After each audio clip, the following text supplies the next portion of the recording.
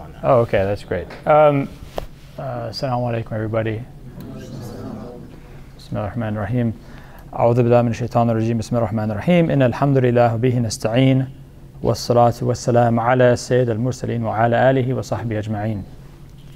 Thanks very much for inviting me, Muhammad. Thanks for introducing me, Saif. I actually met Saif right after I became Muslim in 1997, fall of 1997. He looks very similar to the way he did when I first met him.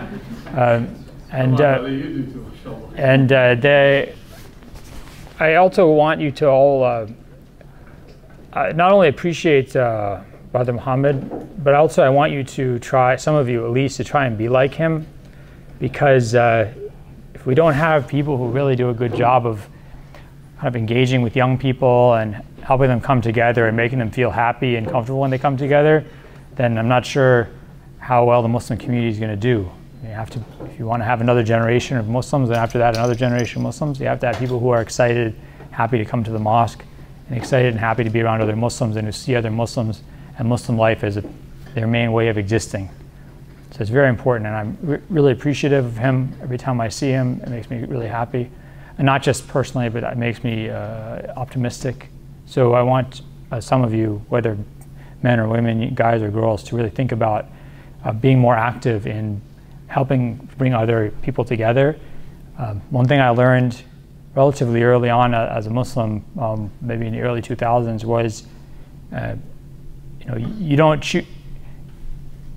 Becoming a leader isn't a big deal. I mean, it's not something you sort of think about, like, I'm going to become a leader. You have the chance to become a leader when anyone else looks to you for help.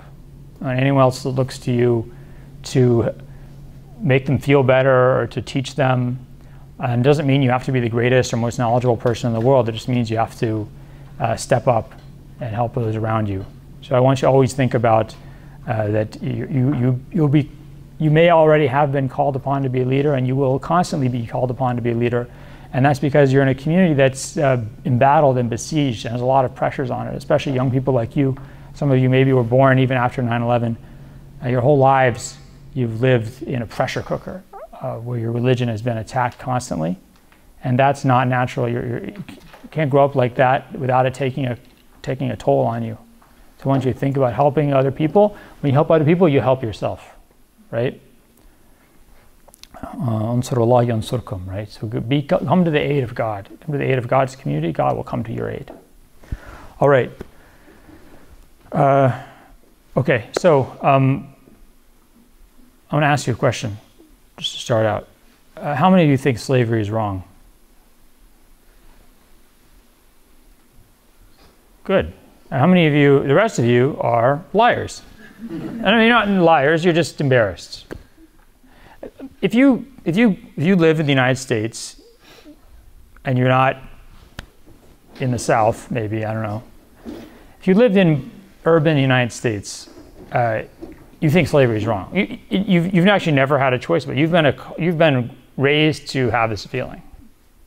Let me ask you a question, and this is potentially offensive, but I usually use another example, and I'm tired of using it, so this one might be slightly offensive, but I'm going to do it anyway. Who's this, Lizzo? Rizzo or Lizzo? Lizzo? Rizzo? Lizzo. She's a singer? Yeah. Okay. There's a big controversy around Lizzo. What's the controversy, as far as I can tell?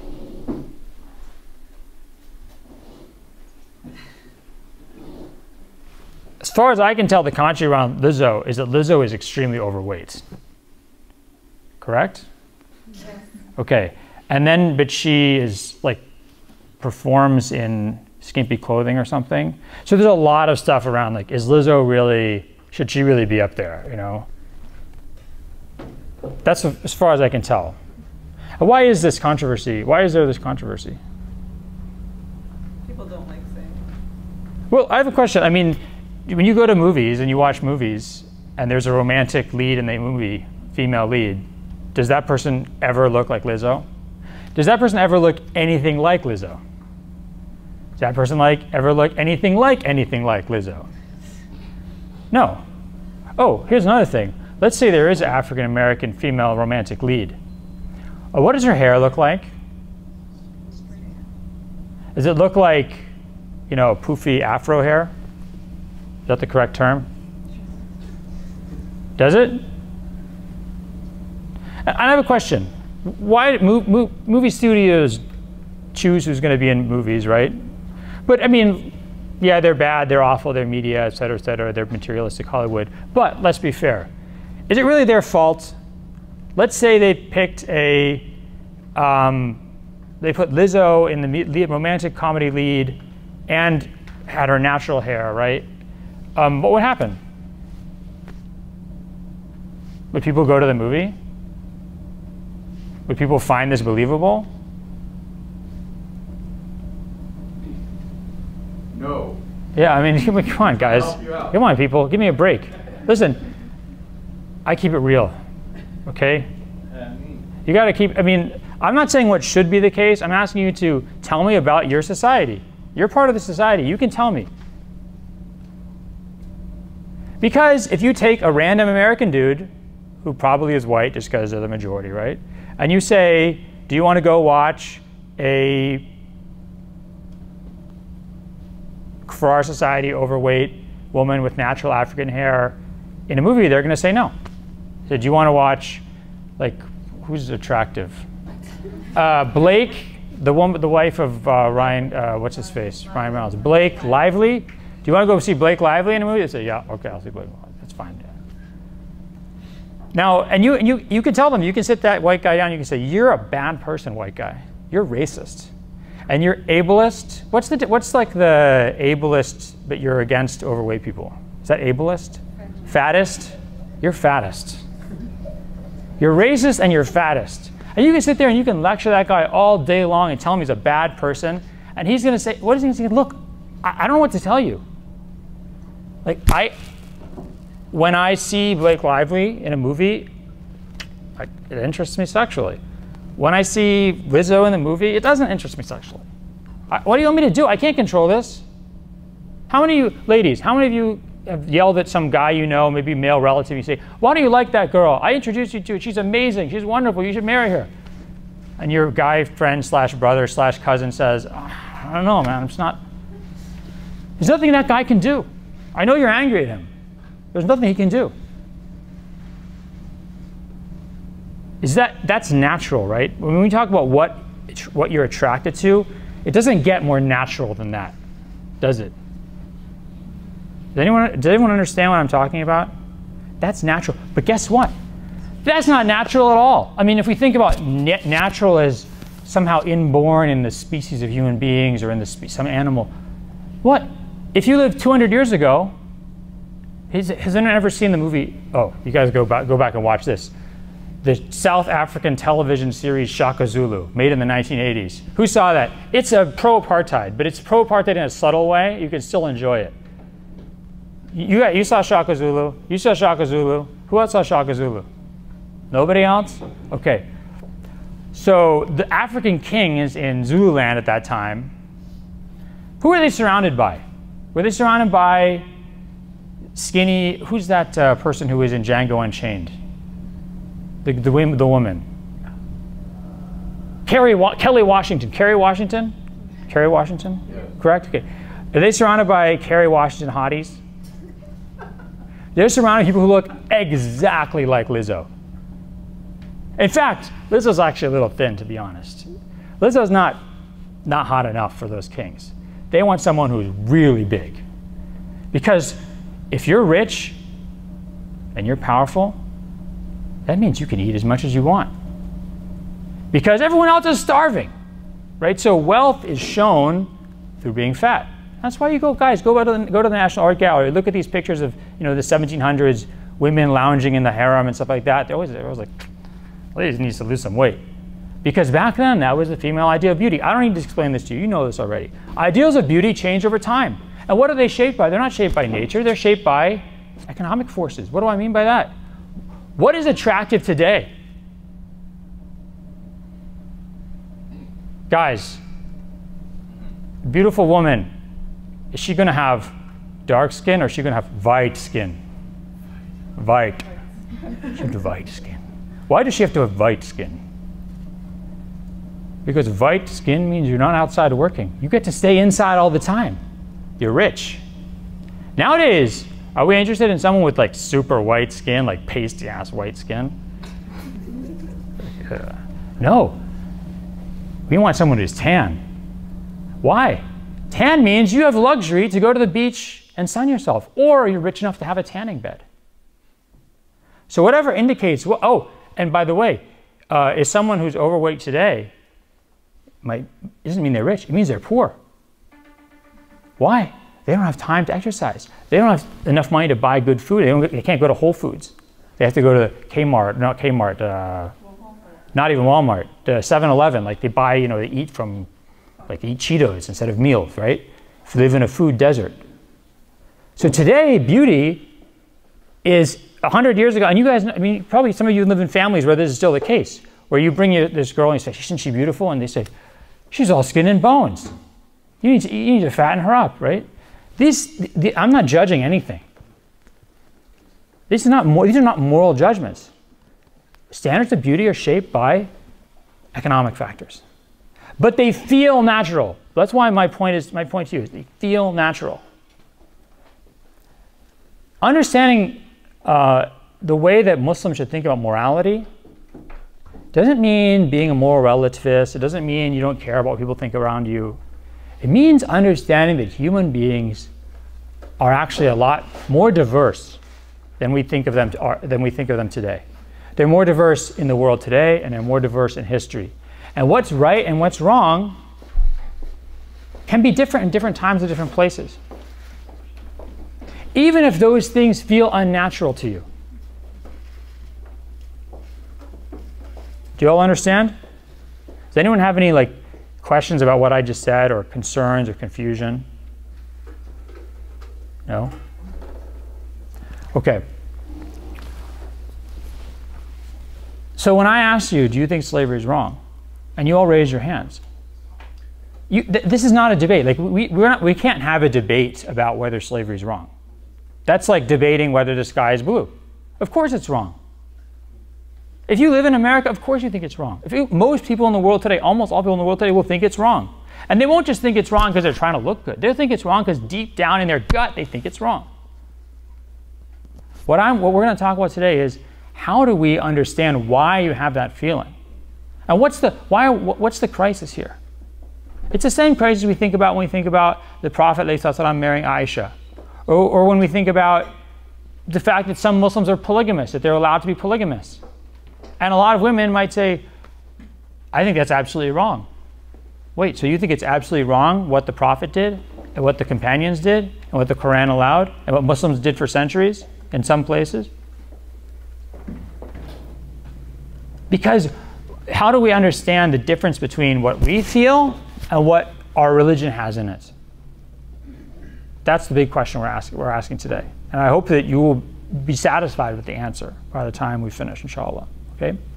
So I'm just going to read you, these are just some very short passages from different texts. This is from two British travelers in what's now northern Nigeria in the 1820s. Okay? The house was in charge of one Bagirmi slave. So Bagirmi is an area near Lake Chad. Everyone knows where Lake Chad is? Everyone knows where Chad is? It's in Chad. It's maybe 1 or 2 countries over from Nigeria. Now, one Bagirmi slave who had been 24 years in bondage. He was pleased greatly when he found out that I had been near his home, and the names of some of the towns made him clap his hands with pleasure. But when I asked him whether he should like to return, he answered, No, I'm better where I am. I have no home now but this one. And what will my master's children do without me? He is dead, and his son is dead. And who will take care of the gardens for his wives and his daughters if Musa goes? No, Musa is still a slave, and so much the better for him. His country is far off and full of enemies. Here Here I have a house and plenty to eat, thank God. And 2 months ago they gave me a wife and kept my wedding and made my wedding go for 8 days. So these British guys are saying, basically, we want to try and help you escape. And he says, no, I've been here, this is my home. Who's going to take care of it without me? And I just got married too. All right. The next section is from Ibn Hazm. Ibn Hazm is a famous scholar. He died in 1064 Common Era, 456 Hijri.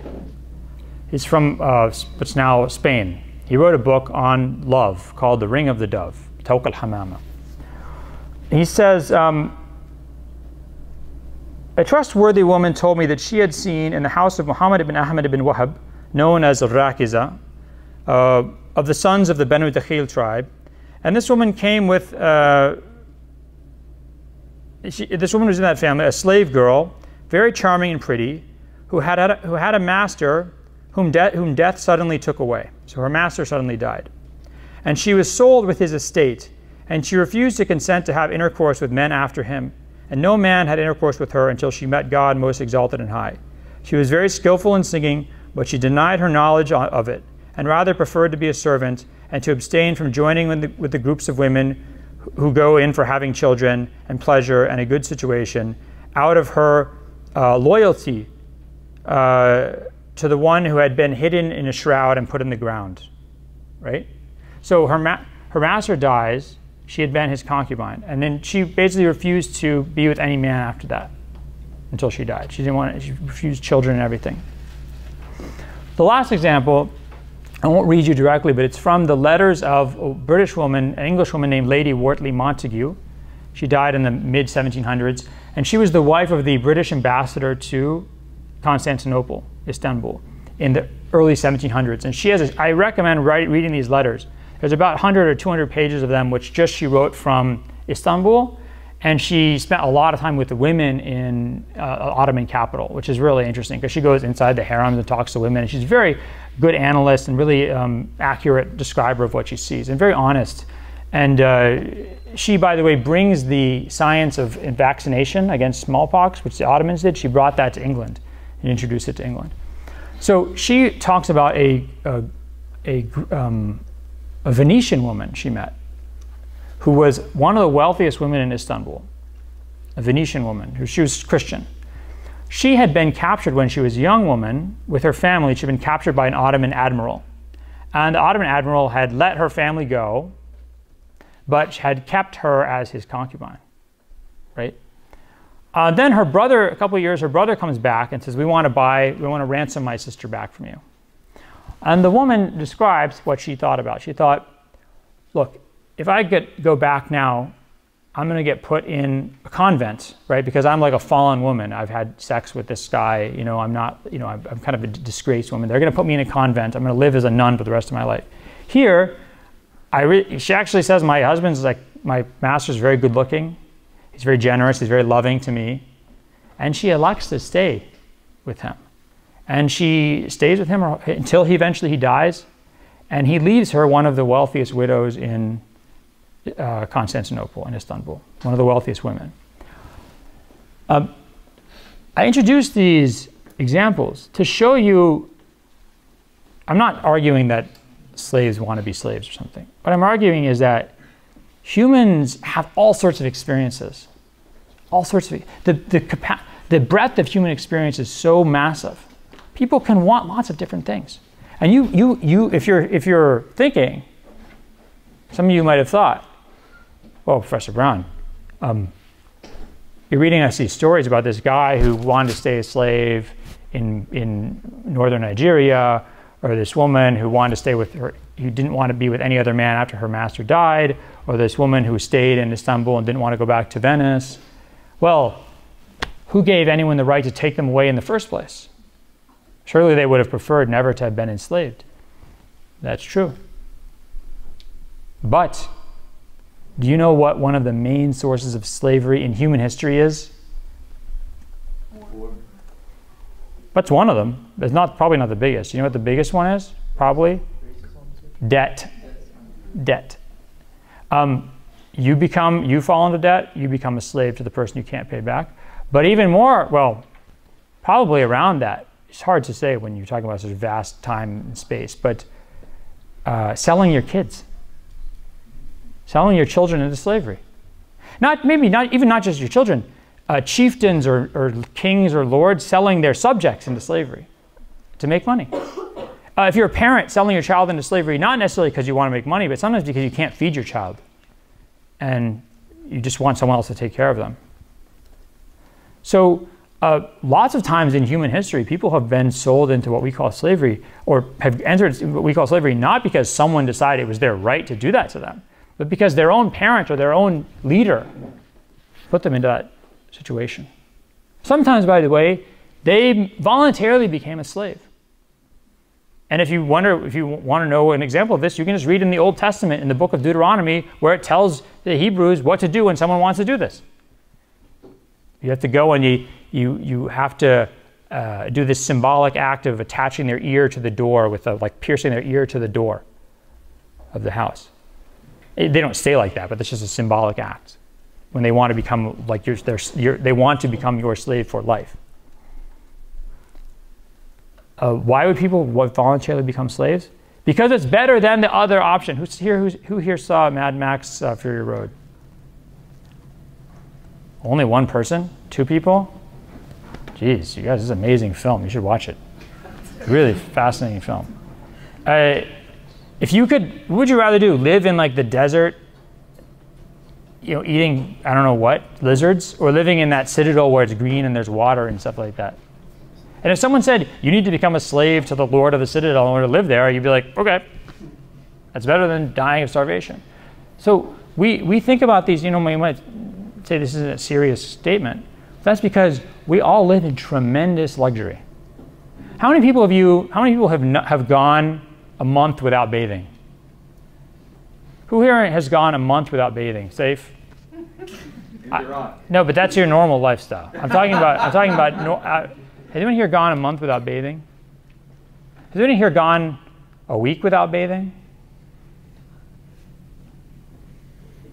If you went a week without bathing, how would you feel? Would you feel disgusting? If you encountered someone else who had gone a week without bathing or a month without bathing, would you judge them? Would you look down on them? Yeah, you would. I mean, you might correct yourself, but your initial instinct would be, oh. Is this a moral issue? This is simply a matter of wealth. Lots of people in human history and lots of people today don't get to bathe. And it's not because they're not good people or because they're bad people or because their culture is bad or dirty. They just don't have access to water or a heater or the time.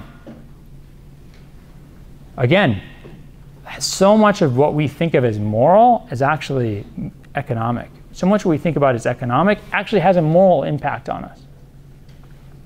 So I want to start out with just these 3 examples of how complicated human life can be.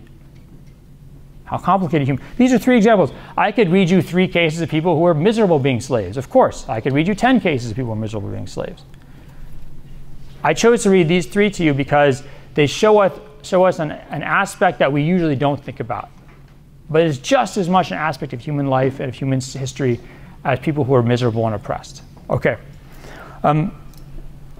This issue of slavery is very hard to talk about. It's very hard to talk about in the United States. It's very hard to talk about, I'd say, in the modern world. It's certainly very hard to talk about in the modern West. I think it's equally difficult to talk about in a lot of Muslim countries. I've had a lot of tense conversations about this, even in places like Istanbul or Cairo. But especially in the United States, it's very difficult because of what I call the slavery conundrum. Slavery conundrum.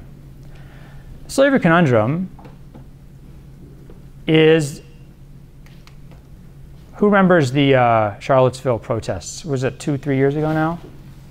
Remember that in the summer? It was in August of 2017, I believe. And so there was this, at University of Virginia, there's a statue of Thomas Jefferson, who founded the university.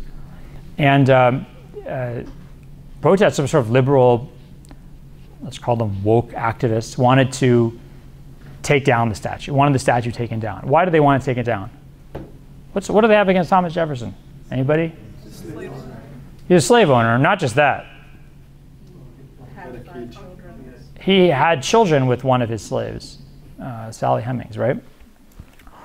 So the guy who wrote All Men Are Created Equal and Endowed with Certain Inalienable Rights, among them life, liberty, and the pursuit of happiness, was having had a bunch of slaves and had kids with one of his slaves. And those children were also slaves until they were eventually freed. So then Donald Trump came out and gave a speech. And actually, he said something really profound. He said it in a way only he could manage. Hey, Kyle. Assalamu alaikum. Kyle read my whole book before it was published. He was a very helpful reader. What did Donald Trump say? He said, George Washington had slaves. You're going to take down statues of George Washington? You know how there's an effort to rename highways, like the Highway Route 1, I think it used to be called Robert E. Lee Highway or something. They just renamed 29. No, but 29, they didn't rename Lee Highway. No. But there's the section of Route 1 in Virginia, I think they renamed. Maybe it's called Jefferson Davis Highway, yeah. So there's this idea we need to rename things that are named after slave owners. If George Washington's a slave owner and you renamed everything in the United States that was named after George Washington, I mean, first of all, it'd be a big deal. Second of all, it's impossible. Why is it impossible? Why would that be essentially impossible? Because Americans were like, what the hell are you talking about? George Washington was a great guy. Because you can't change the history. Well, you can't change history, but you can judge history. Here's the slavery conundrum. I asked you, is slavery wrong? You said yes. So let me ask you a question. Let's say there's some slavery that's good, right? Some slavery is okay, and there's some slavery that's bad. No? It's all bad, right? It's all bad? So this is the slavery conundrum. One is that we have three beliefs in our society that you have to have. But they cannot all be held at the same time. There is a contradiction between them. The first one is that slavery is a gross and intrinsic evil. What does that mean, gross? Gross evil means it's a serious evil. So when people talk about slavery, they talk about slavery as like one of history's greatest crimes. And it's intrinsic. So there's not, slavery is evil in and of itself. It's not evil when it's done badly. It's not evil when it's excessive. It's intrinsically evil. So was slavery evil during the time of Thomas Jefferson? Yes. Was slavery evil 100 years before Thomas Jefferson? Yes. Was slavery evil 1,000 years ago? Yes. These are beliefs that we hold in our society. So it's a gross evil. You can't say like, yeah, this thing is bad, but it's not that bad. No, this is like inexcusable. You can never accept it. And it's in and of itself bad, no matter where and when. That's belief number one. Belief number two is that all slavery is slavery. There's no good and bad slavery. You can't say like, just imagine you go into like a party at work and someone's talking about slavery. You're like, yeah, but that's okay slavery. What would happen to you in that work conversation? Just imagine. You'd be like hounded out of there. The third belief we have is that our past has some moral or even legal authority over us. Why do we care about George Washington? Why do we care about Thomas Jefferson? Why do they matter? They matter because people believe their ideas and their personas have authority over us. We respect them. We revere them. They lead us. They guide us. But where's the contradiction? If slavery is a gross and intrinsic evil in all places and all times, and if there's no such thing as good slavery and bad slavery, there's just slavery, then anybody who was involved in slavery or approved it or had slaves, was complicit or guilty of a gross and intrinsic evil across space and time. So how can that person then be someone you seek moral advice from? Imagine this. Imagine there's a politician in America who comes up and says, who's like the most popular politician in this room? Are you guys like Bernie fans or Buttigieg fans? Or Bernie. Okay, you guys are Bernie fans. Those of you who are not Bernie fans, pretend you're Bernie fans for a moment, okay? Imagine Bernie Sanders, it's like, I'm here, I'm Bernie, I got all these great ideas, but I gotta say, I think slavery's okay. Is Bernie gonna make it in American political life? If you got up and said you think slavery is okay, you would be shown out the door immediately. You would not be allowed in public life.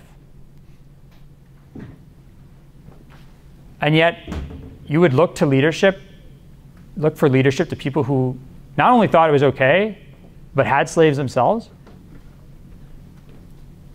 Here's the problem. Essentially nobody, and by I mean nobody, I mean like I've counted I think 3 or 4 people that we know of in world history.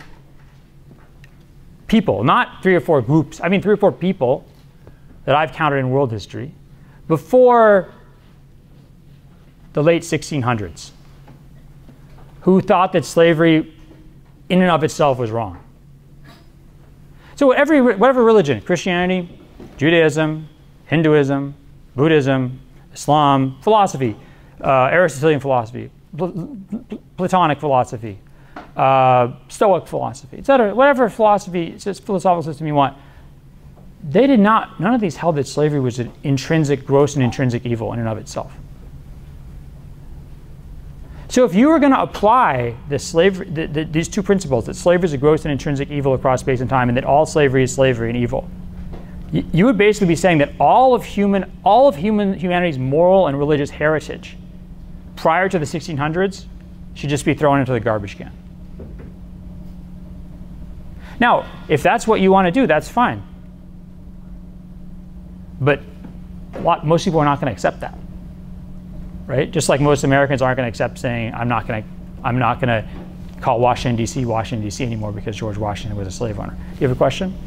To interject here? Yeah, go ahead. Yeah.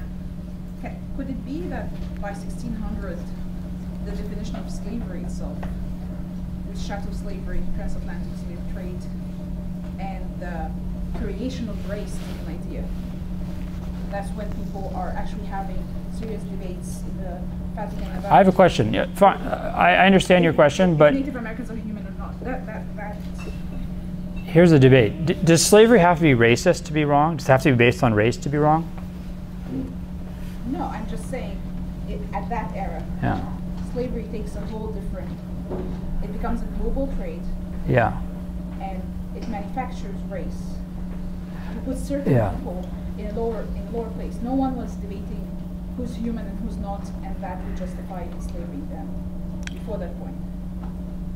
Okay, yeah, so and that's a good point, right? But people, of course, had lots of debates about who's human and who's not, and have looked upon other groups as inferior or not deserving of the same rights. So that's certainly part of what really shocks a lot of like Enlightenment European thinkers, and by European also American thinkers. That a lot of them are shocked by the racial justification for slavery in the 1600s and 1700s. But we'll discuss there's other stuff going on as well. I have a question. Why does the slavery conundrum exist? Does everyone understand the slavery conundrum? That's why, by the way, it's very difficult to have conversations about this. If you start talking to people about this, and I've talked to lots of people about this, they will pretty quickly get extremely upset. And they won't just get upset because it's a painful topic, it's a difficult topic. They'll get upset because their brain stops, you can't compute, does not compute at a certain point. If you say, look, for example,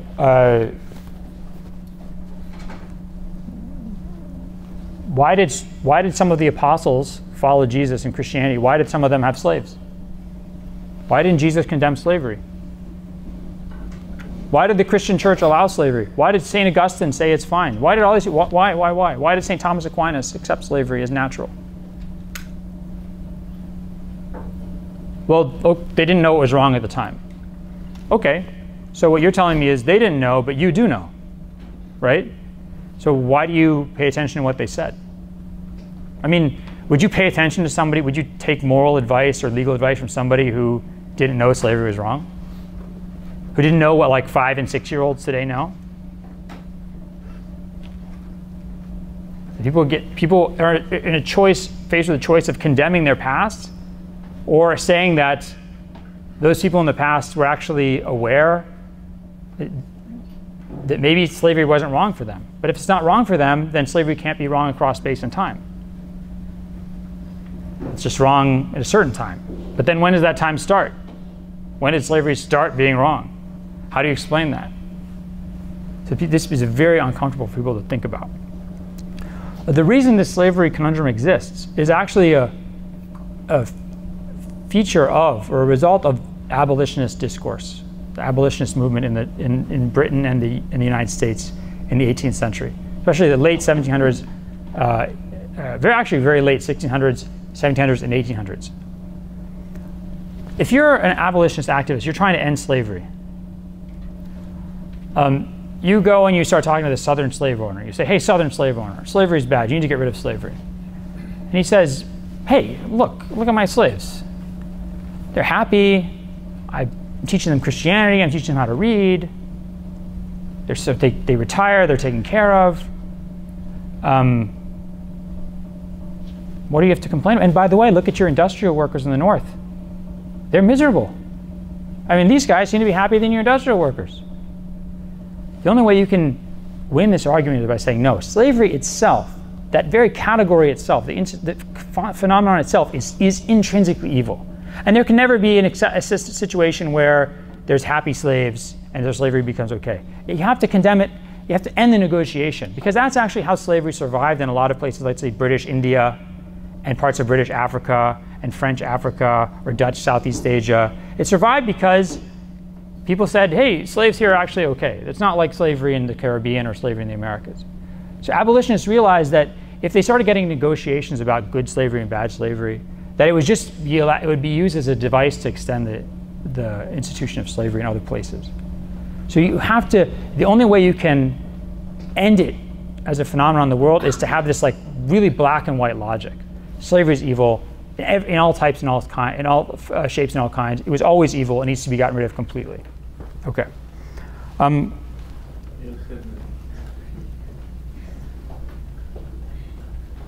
But this is kind of a weird situation,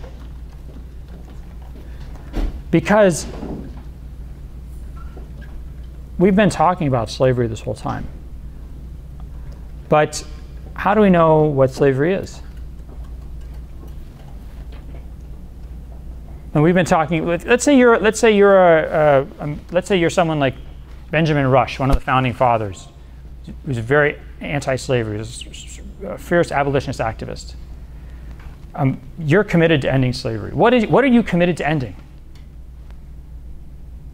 That you don't control the destiny of a human being. Really? Okay, you don't control the destiny of a human being. My mother delivered me as a free person. Mm-hmm. Nobody has the right to. So your mother didn't control your destiny? You're a Muslim, right? Right. You're not a Hindu. Your mother could have made you, raised you as a Hindu. Wouldn't that have controlled your destiny?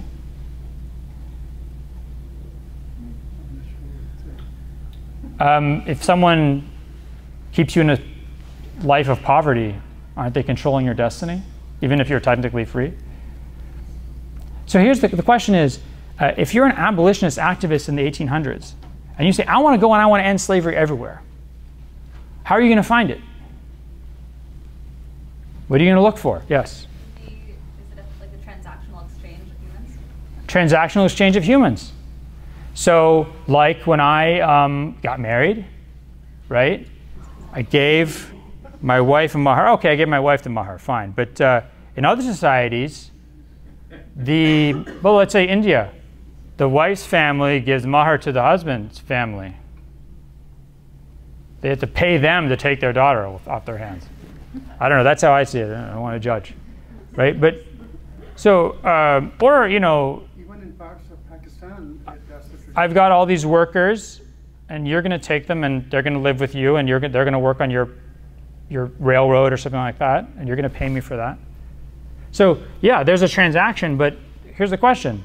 A lot of people look at Islamic marriage and say, oh, what's this mahar? Is this like you guys are paying for marriage? Ew, that's gross. That's not romantic.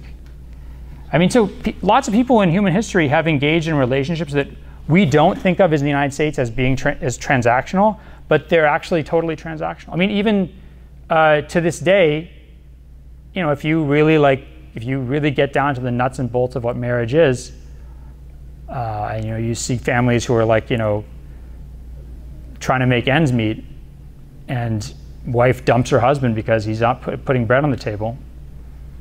At the end of the day, he's got to perform.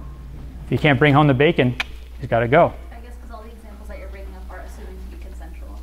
Okay, so you might be looking for, let's say you're going to look for transaction. Okay, transaction, because slavery is treating humans like property. Right. So that's one major definition of slavery is humans as property. This goes all the way back to Aristotle, the idea of humans as property. And you also see this in the Quran, right? The Quran talks about Abdun Mamluk, a slave who's owned. Let's talk about the other thing you said is consent. Okay, maybe somebody wants to be in this situation, so we accept it.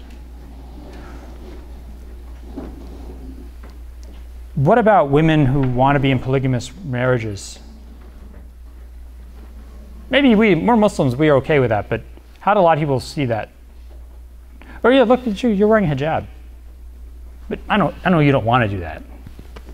You want to be like, you want to be free. You want to be like American women. You're being forced to do it by your patriarchal environment because you're brainwashed. I just need to free you from that. So here's the problem. If you decide you know what people want more than what they want, their consent doesn't matter.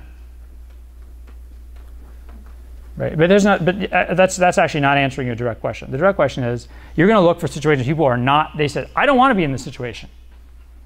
Then you say, okay, this is slavery. This person doesn't want to be in that situation. Here's a question. Lots of us don't want to be in situations that we're in, and no one's coming and liberating us. So there's lots of people in America like, I don't want to work at McDonald's.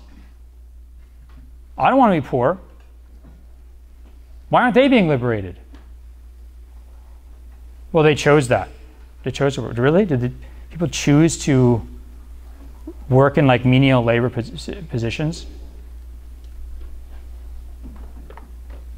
So the question here is, how do you measure consent? I mean, to what extent do people really have choices in their lives?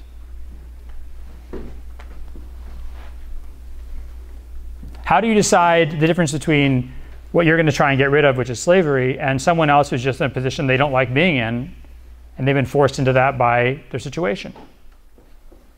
And here's another thing. Imagine somebody who's really poor and miserable, and they don't want to be in that situation, so they consensually make themselves the property of another person because that person is going to take care of them. Now you're going to be in a situation where you're saying, I'm going to get rid of this because this is property, but now you've gone against that person's will and their consensual decision and put them in a situation they don't want to be in. Does everyone understand? Okay. Then what about, so we talked about, one, you're going to look for people who are kind of being treated as property. Two, you're going to look for people who are in situations they don't consent to. Third, what's another thing? Come on, guys. Economic. Didn't anyone see Amistad? This is a great movie, by the way. It's just bondage. What does Jumanji Hansen want? He wants freedom. What does Braveheart want? You guys saw Braveheart, right? Or are you too old too young for that? Freedom, right? People want so you could look for people who are unfree. We could go around the world. We could look for people who are treated as property. We could look for people who are, let's say, in coercive relationships, who are being coerced, and we could look for people who are unfree. Here's the problem. Besides the ones I just talked about, who can define property for me? You can sell and trade. Things you can buy and sell?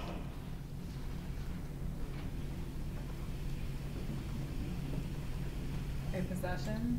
A possession? Something that you, so what does that mean? What does a possession mean? You have control over something. Control over it, right? That's Okay. So you control it, you can decide what to do with it, right? You can sell it. You can sell it. So what's the difference in being a slave and being someone's kid? Kids are here, brother. No, I mean, I'm asking you seriously. So in our society, it's clear. Like, okay, I can't kill my kid, God forbid, right? I can't even I can't physically beat him really seriously. I have the right to reasonable discipline, right? I can't, but I can choose. I can choose what he eats. I can choose what he believes. I can choose who he sees. I can choose how he's educated. I can choose whether I get him vaccinated or not. I can choose if I to raise him in some weird cult. I can make all these choices. But I can't sell him. I can't hurt him too bad. So that's the difference between, in our society, we can see here, there's a difference between, let's say, possession and a child. What about pets? Who here is a pet? Okay, so I have a question. What kind of pet do you have? Dogs. Hey, I'm just joking. No, she's not here to make you feel bad. Okay, so let's say you have a dog. Do you love your dog? Of course. Would you ever kill your dog? Definitely not. Are you allowed to kill your dog? Legally, no. Illegally, you are allowed to kill your dog. We're allowed to kill our dogs. Yeah, and if you go, I read all the laws on animal cruelty in the United States, different states. So it depends what state you're in. Some states, as long as you don't do it in a nasty, like a vicious way where you're causing unnecessary harm, you can kill your dog. We'll just put it at that. And you're your dog's master. Your dog, I mean, the way we even think about it, that's your property. But when you think about your relationship with your dog, you don't think about these aspects. So it's interesting to think about like pets as possessions, what that means. So, but in a lot of other states, your pet is your possession, but you can't like break it like you break a pencil. Like a pencil's my possession, but I can't break it. I have a plant. Can I chop down a tree? In Virginia, yeah. In Maryland, maybe not, because maybe there's certain regulations about how many trees have to be in a town or in a property, and you have to get permission. So even like between two states that are right next to one another, for things that we wouldn't think about as like animals, like pets, just trees, there's different degrees of control that someone has over their property. Now, this is all in one society, in American society. But now this isn't good enough, because remember, we're abolitionists. We're trying to go and we're going to try and end slavery worldwide. What about property in other societies? So if you go to like ancient Rome, guess what? A parent can kill their child. Let's say Rome in 100 BC. A parent is allowed to kill their child. It's called patria potestas, the right of the paterfamilias, the power of the head of the family. They can kill anybody in their family. So what's the difference between child and possession in that society? So here's the problem. When we talk about slavery in world history, you can't just talk about what definition makes sense to us. Now you have to talk about a definition that's going to work all over the place. So that's property. I'll end this session in 1 second, but I just want to finish these three issues. So we talk about property, we talked about freedom. What's freedom? Tell me what freedom is. Have the ability to do whatever you want. Okay. Can you do whatever you want? Who said that? Good answer. I know freedom because I've watched a lot of movies. I can tell you what freedom is. Who's here saw basically any Western? Freedom is get on your cow, on your horse, and you can ride onto the open range. No one's going to stop you. Right? Freedom is you can drive your car, live how you want to live, right? But actually, can we do whatever we want? Nope. We have all sorts of, forget about social pressures. The law constrains our actions. You can do whatever you want, but there might be a punishment for it. So what's freedom then? Freedom is doing whatever you're allowed that you want to do within certain limits. Okay? What's the definition of slavery then? So there's slavery and there's freedom. So what's the definition of slavery? Slavery is the opposite of freedom, correct? When your free will is stripped. Your free will is stripped. So let's say I'm a slave, and I do my work for the day, and then the master says, okay, you can go home and rest now. So I go home and rest. And I can sleep, or I can play cards with my friends. I can choose, right? So actually I do have free will. I just have less choices than free people. So I can still do whatever I want, just within a narrower circle. So freedom is not the opposite of slavery. Freedom and slavery are just two different degrees of limitation of your choice. Do you understand? And where that limitation is placed and how it changes is going to be based on different societies. So I'm free in America. What can I do? I can dress how I want, right? I can go, I can run with my top shirt off if I'm a guy. But in other states, maybe I'm not allowed to run with my shirt off. That'd be inappropriate. In some places, women can go topless, like New York City. Other places, they can't. So exactly where you draw the line between, where's the restraints on a free person, a free on a slave is going to, again, in one society, it makes sense. But the problem is, it doesn't work for one society. We're trying to go across the world, and we're not just trying to go across the world, we're trying to go back in history. The third thing we talked about was coercion. Property, freedom, and coercion. How do you measure coercion? When is someone coerced?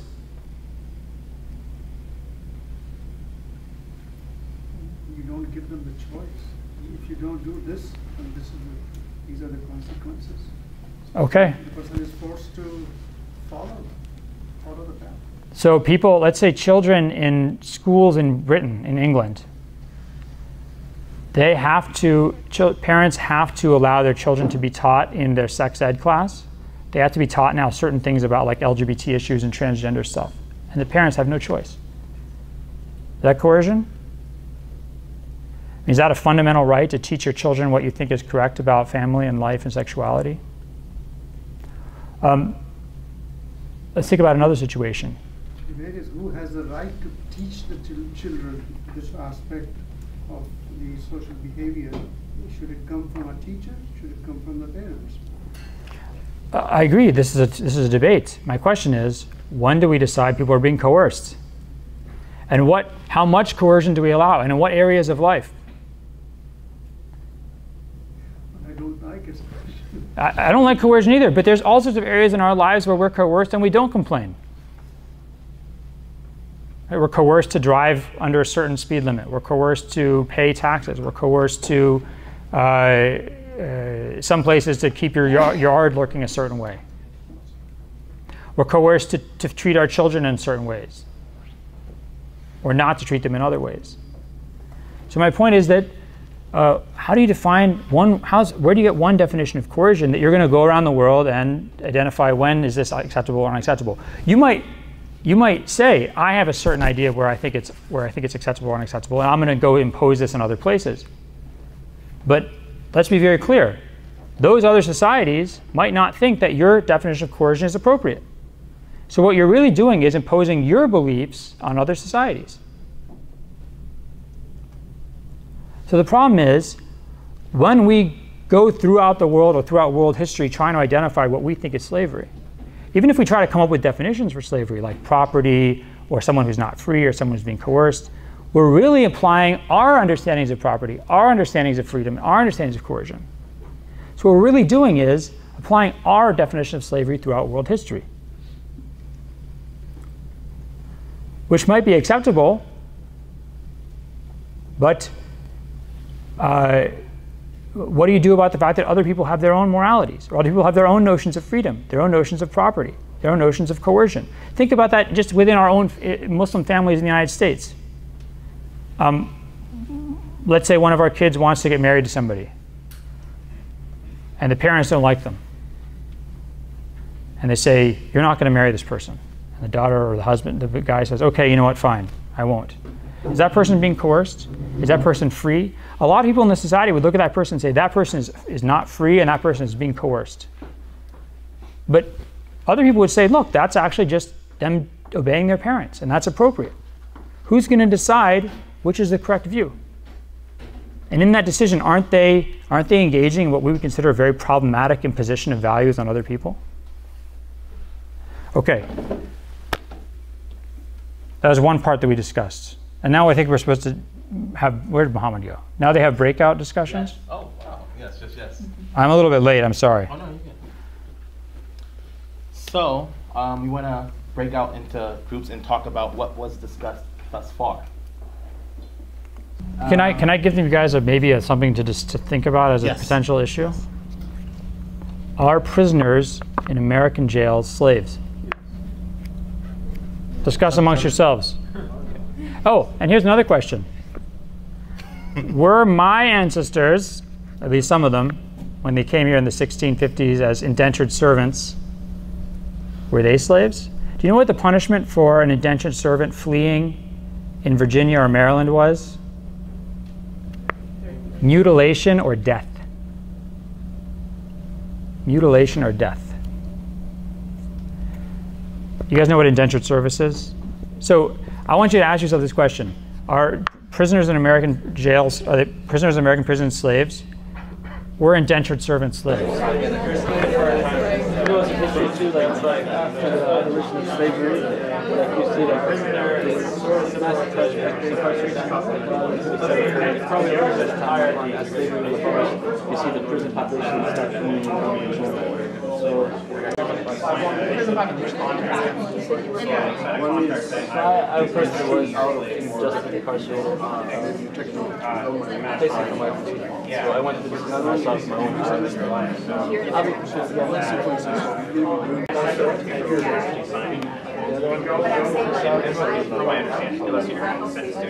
the way how do you comment to be in that state?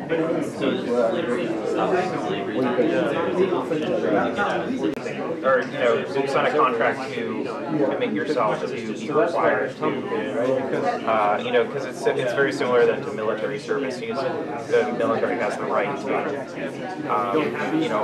force you to obey orders, and obey orders that would jeopardize your life. So. Yeah, you sign.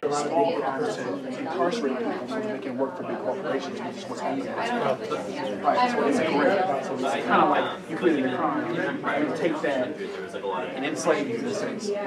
So it's kind of great. So that's my opinion. Because it's not like it's like that. It's like, oh, you literally actually did because you did. True. It should be temporary. That's why I call it great. Elongated. 3 strikes, you're out. Then you stay forever. Have some type of slavery. Maybe they. What do you think? Any idea? Okay. My second question, I personally, I still don't, and I still can connect prisoners. Nobody thought that black skin meant you could be enslaved. In fact, most slaves in Islamic history were Slavic or Turkic. Right? So anti-black racism exists in Islamic civilization for the same reason it exists in European civilization. Because people look down on people from sub-Saharan Africa because they were originally, they were essentially vulnerable and victimized people who, if they were brought into that society, would be in a position of servanthood. But it's interesting, just for your, sometimes you may have heard this idea that if you said like the Prophet, sometimes you say that he's black, that that's like an act of kufr, to say that the Prophet is black. Some Muslim scholars say this, but they will specify that's because for most societies, at least like Northern Hemisphere societies, that's an insult. But if you're in a society where like black is beautiful or something, that wouldn't be bad. It would actually be a compliment. So you have to understand that even like scholars are very aware that there's social conventional values put on skin color that has nothing to do with like truth or falsehood or anything like that. Okay. So I'm trying to explain to you very clearly that there's no find me a Christian thinker or a Jewish thinker or a Buddhist thinker or a Confucian thinker or a Greek philosopher who said that slavery qua slavery is wrong. You just don't find it. There's one person named Gregory of Nyssa who died in 394, the Common Era. He was from Cappadocia, what's now Turkey. He had an argument, he's a Christian bishop. He said slavery is wrong because humans are created in the image of God and it's impossible to own an image of God. Good argument. No one else, you don't see this except one guy in the 1200s, a German lawyer named, von Remke, what was his name? He wrote a book called the Saxon Spiegel, the Saxon Mirror, book of German law, earliest book of German law we have. In that he says the same thing, but he repeats this argument. I haven't seen any other instance of this at all. Then in the 1500s, you start seeing a few like Venetian and Florentine scholars saying, you know, slavery is really injurious, it causes a lot of harm. Then in the late 1600s, you see this Quaker abolitionist movement. It's really in the 1700s that you start seeing, like amongst Enlightenment thinkers, like Voltaire or Condorcet or Diderot or people like that, the idea that slavery is like it's a moral evil. And then after that, the kind of the ball really gets rolling. It really starts snowballing. But the point I'm trying to make is, a lot of times the narrative, the history of abolition, and the abolitionist narrative is one of what you can think about moral awakening. So it's the idea that gradually people start waking up to the moral evil of slavery. What I'm trying to tell you is, there's no moral awakening. I mean, literally everybody's snoozing. I mean, except for one or two people, and one or two individuals. There's lots of condemnations of slavery prior to the 1600s, but it's slavery of other, like, you can't enslave these people, you can enslave these people. You can't enslave Muslims, you can't enslave Christians, you can't enslave our tribe. It's not a criticism, they're not criticisms of slavery as per se, or qua slavery. Now I want to ask you a question. What's happening in the 1700s and the 1800s that might explain this snowballing?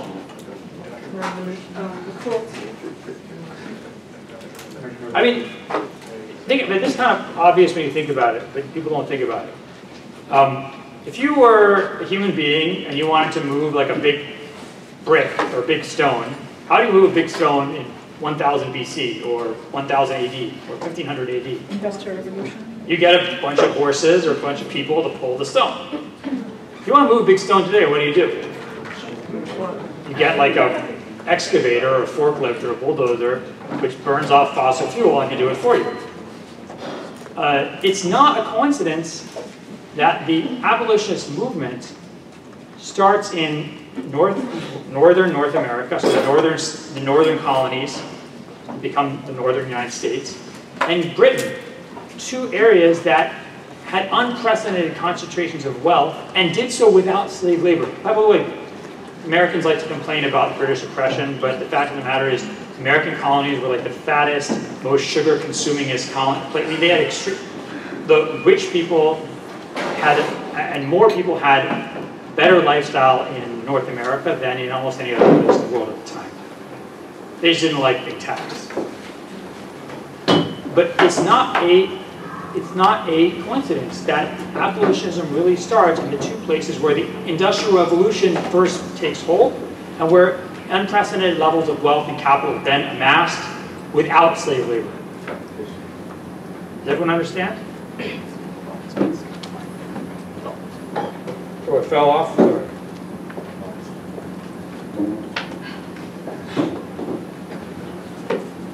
And by the way, if you can go and pass a law that say that slavery is prohibited, but when we look at the end of slavery in world history from the, let's say, late 1700s until today, laws don't really take effect. I mean, the law doesn't become reality until the economy changes. If you have an economy that's relying on human labor, until that economy changes, that labor structure won't change. I mean, you know what I mean? Like, you can't legislate. You can only legislate so much about people's rights before this economic reality like holds those laws back. They're just not is not followed. So abolition in name becomes abolition in fact when economies change. All right. And a quote which I find it's incredible, which is important to keep in mind. I think it's summarized this well. It comes from Aristotle in his Politics. Aristotle says something ingenious. He says, there will be slaves until looms, looms like things that weave cloth, until looms power themselves. It is actually correct. It's really interesting. Okay. And oftentimes when I say this, people say, well, there's modern day slavery. We already got into that debate. As a highly politicized debate, whether or not slavery today is really slavery or not. Okay. So we talked about the problem of defining slavery in world history. We talked about the problem of thinking about moral change and what defines morality, to what extent there's like moral realities out there in the universe versus is morality a reflection of custom and economy. By the way, saying morality is oftentimes a reflection of custom and economy is not denigrating morality. It's just acknowledging that. It's actually acknowledging a reality. So I love this example. I've used it before, but I'll use it again. If you go to restaurants in southern China, there are restaurants that just serve dog meat, and that's what they serve. People go there to eat dog meat. Now, if you gave a plate of dog meat to someone in America, they would find it morally and physically, they would physically feel sick, their stomach, and they would be morally disgusted too. Chinese people are just as human beings, just as human as Americans. They're no stupider, no less morally aware than American people are. So the things that sometimes feel the grossest or the most unnatural to you are completely natural to other people. This is custom. You read Herodotus' Histories. Herodotus died around 420 BC. Quotes a line of poetry from this famous Greek poet Pindar. He says, "Custom is king of all." Custom, which is a great line. Okay. So let's talk about slavery in Islam. I want to make one other point which is important. No society that had slaves, which is most human societies, certainly every civilization and almost every society that had slaves, no society that had slaves had the idea of abolishing slavery until the early modern period. You understand? So until essentially the 1600s and 1700s, no society that had slaves had the idea of abolishing slavery. So this idea that somehow like there's something about Christianity or the West that doesn't like slavery, this is just not true. Christians were just as happy to have slaves and to justify slavery as anyone else. And it wasn't until economies had changed that really became an argument that anyone bought. Okay. So what the world in which Islam is revealed as a religion is a world in which slavery is a reality. It's a reality in the Near East, it's a reality in the Roman world, it's a reality everywhere, right? Something that, again, we've talked about the challenge of defining slavery worldwide. For the sake of convenience, we'll just say slavery as a world concept, even though we've already discussed, it's actually really hard to say what exactly is slavery in world history. But let's just, every society, almost every civilization, most society, that's something that we could probably make some argument as being slavery. Okay. What is it? Islam actually changes a lot of this, and this is not debated, right? So what do I mean by that? I mean, some Orientalists can't come to me right now and say, "Oh, you're just giving a rosy vision. You're just giving an." No, actually, everything I'm saying right now cannot be debated. I'm telling you, it cannot be debated. The Quran and the Sunnah of the Prophet are obsessed with emancipation. What's the difference between emancipation and abolition? Emancipation is the idea of freeing people.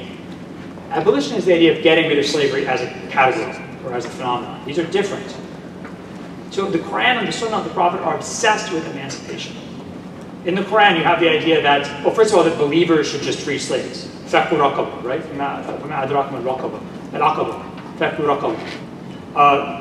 That if you accidentally kill somebody, you have to free a slave. That if you break certain kinds of oaths, you have to free a slave. or if you don't have a slave, you can fast if you can't fast, or you feed people. Feed 4 people, and if you can't feed people, you can fast, right? Then part of your zakat, one of the groups that can receive zakat is money that goes to freeing slaves. The Quran also talks about mukataba. Mukataba is when a slave wants to buy back their own freedom on installments. That if they do that, you should agree to that. Okay. These are all mentioned in the Quran. The hadiths are so full of examples of the Prophet ﷺ ordering or recommending freeing of slaves. If someone hits their slave and causes blood to flow, the slave should be freed. If someone causes injury to the slave or mistreats him, the slave should be freed. If there's an eclipse, you should free a slave on an eclipse. If you want to assure your safety and your salvation on the Day of Judgment, free a slave. Unshackling your slave will unshackle your own limbs on the Day of Judgment. Just endless. In fact, not only are there, you could probably have a whole book just of hadiths encouraging freeing slaves. There's so many hadiths that were made up to free slaves. So it's not just that the Prophet said it, it's like Muslims, some little factory was just churning out forged hadiths as well about freeing slaves. So like, I don't know who forged hadiths, but they were obsessed with emancipation as well. I don't know of any philosophical or religious tradition that is as obsessed with emancipation as the Islamic tradition. And I feel like, I say that as a Muslim, but I feel 100% confident saying that regardless of who would come and debate that with me, whatever their religious background or philosophical background. And these are examples that we can give from the Quran, from reliable hadiths. And even, by the way, let's say all these hadiths are made up. Let's say the Quran was made up by Muslims in 800 AD because it was some big conspiracy. Then those people would be obsessed with emancipation. So it doesn't even have to be authentic. There's still obsession with it. This is played out in fiqh. If I go, because there's a principle that's agreed upon, which is actually cited as a hadith, but it's not a very reliable hadith, which is that God wants freedom. The lawgiver wants freedom. So if you free your slave and you're not really serious, you're joking, they're still free. If you go to like your slave and you say, okay, after you're done working today, you're free to go, you're free, like i.e. you're free of work. Boom, you've accidentally freed your slave. If you say to your son, like, ya ibni, come here, you've actually freed him because you're not allowed to own your own relatives. Boom, that freed. Of course you didn't intend this stuff, but the law is construed so that any possibility of freedom is taken advantage of. If you're walking down the street and you run into a woman, you bump her and you say, ya hurra, oh, asif ya hurra. And it turns out she's your slave woman, she gets freed because you called her a free woman, just like as a sign of respect. You didn't even know it was your own slave. I could give endless examples of this in the books of fiqh, and in also fatwas, and also in court cases. So it's not just theory, it's also in practice. Okay. What Islam does, and this is again not debated, although interestingly it's not stated clearly in the Quran, but it's not debated. It's understood as being part of Islamic law, the Sharia, from the very beginning. The main ways that people were enslaved in the Near East and in world history were closed off. You cannot have debt slaves. You cannot enslave someone for committing a crime. People cannot sell their children into slavery. People cannot sell themselves into slavery. The only way that someone can be enslaved in Islamic law is if a Muslim captures a non-Muslim outside the abode of Islam. So you can't enslave like a Christian or Jew or Hindu who's living under Muslim rule. You can't enslave that. If you have to go outside the abode of Islam, and if you capture a non-Muslim, then you can enslave them.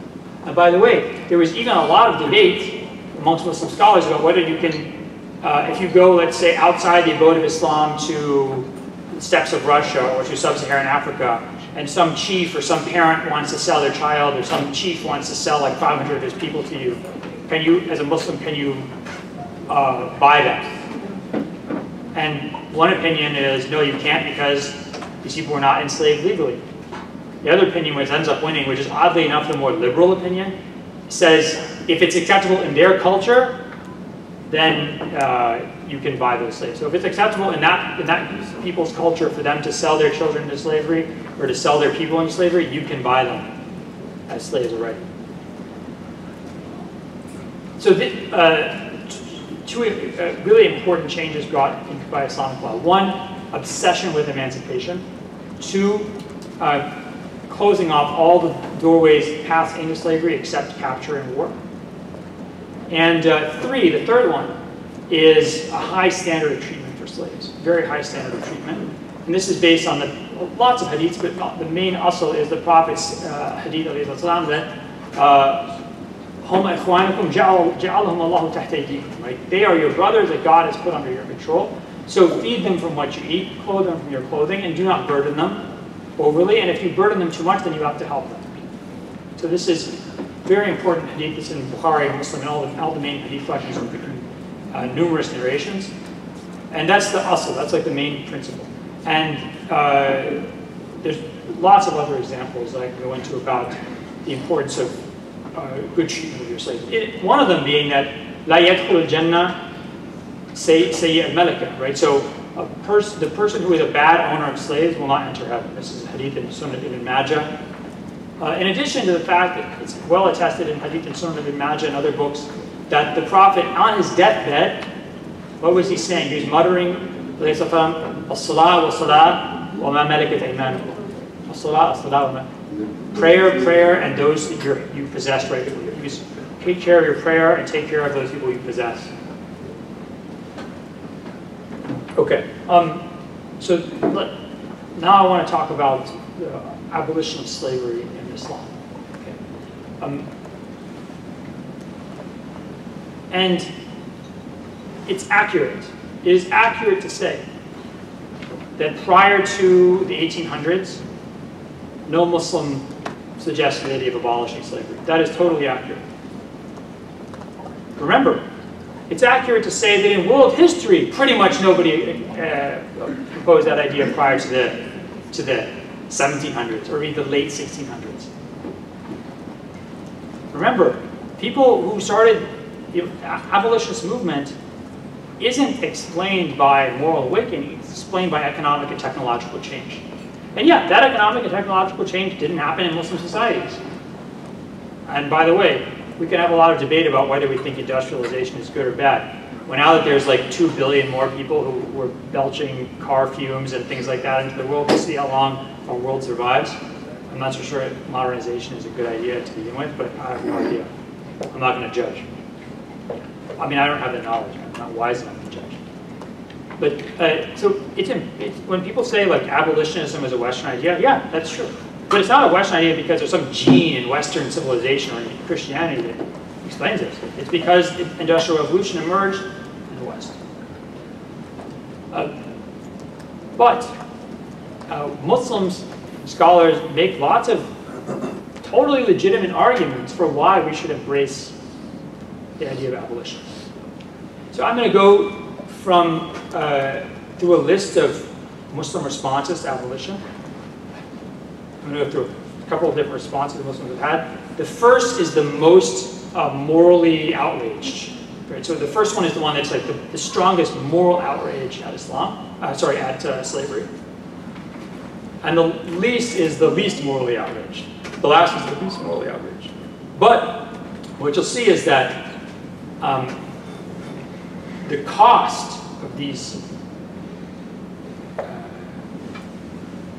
approaches is directly proportional to their moral outrage. So the first one that's the most morally outraged at the idea of slavery also exerts the highest cost on our understanding of religion. In fact, it really asks us to totally reconceptualize what it means to be Muslim. And that's something that I don't think is a correct approach, personally.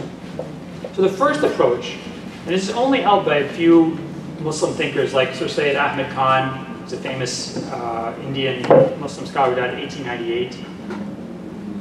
He basically says that actually slavery was never supposed to be allowed in Islam. And that the Quran, like all the verses of the Quran that talk about ma malakat aymanukum and freeing slaves and stuff like that, these were all only accepting slavery that already existed. So they affirmed current slavery, but that after that, there was not supposed to be any more slavery. The problem with this approach is two things. One, you lose essentially the entirety of the Islamic legal intellectual tradition, because it was all totally wrong. It was completely misunderstood the Quran. The second problem is, it doesn't really even satisfy the moral demands of modernity regarding slavery, because if slavery is really an absolute evil throughout space and time, God shouldn't have allowed it even for those existing relationships. God shouldn't have said, you know, you can have the slaves you have right now, but no new ones. It should have been, get rid of it immediately. And even that, even Sir Sayyid Ahmad Khan doesn't argue that. The second approach says, okay, slavery was impossible to get rid of immediately because it was too economically, socially prevalent and ubiquitous in life in Arabia. But that the Quran set, the Prophet set Muslims on a trajectory to ending slavery.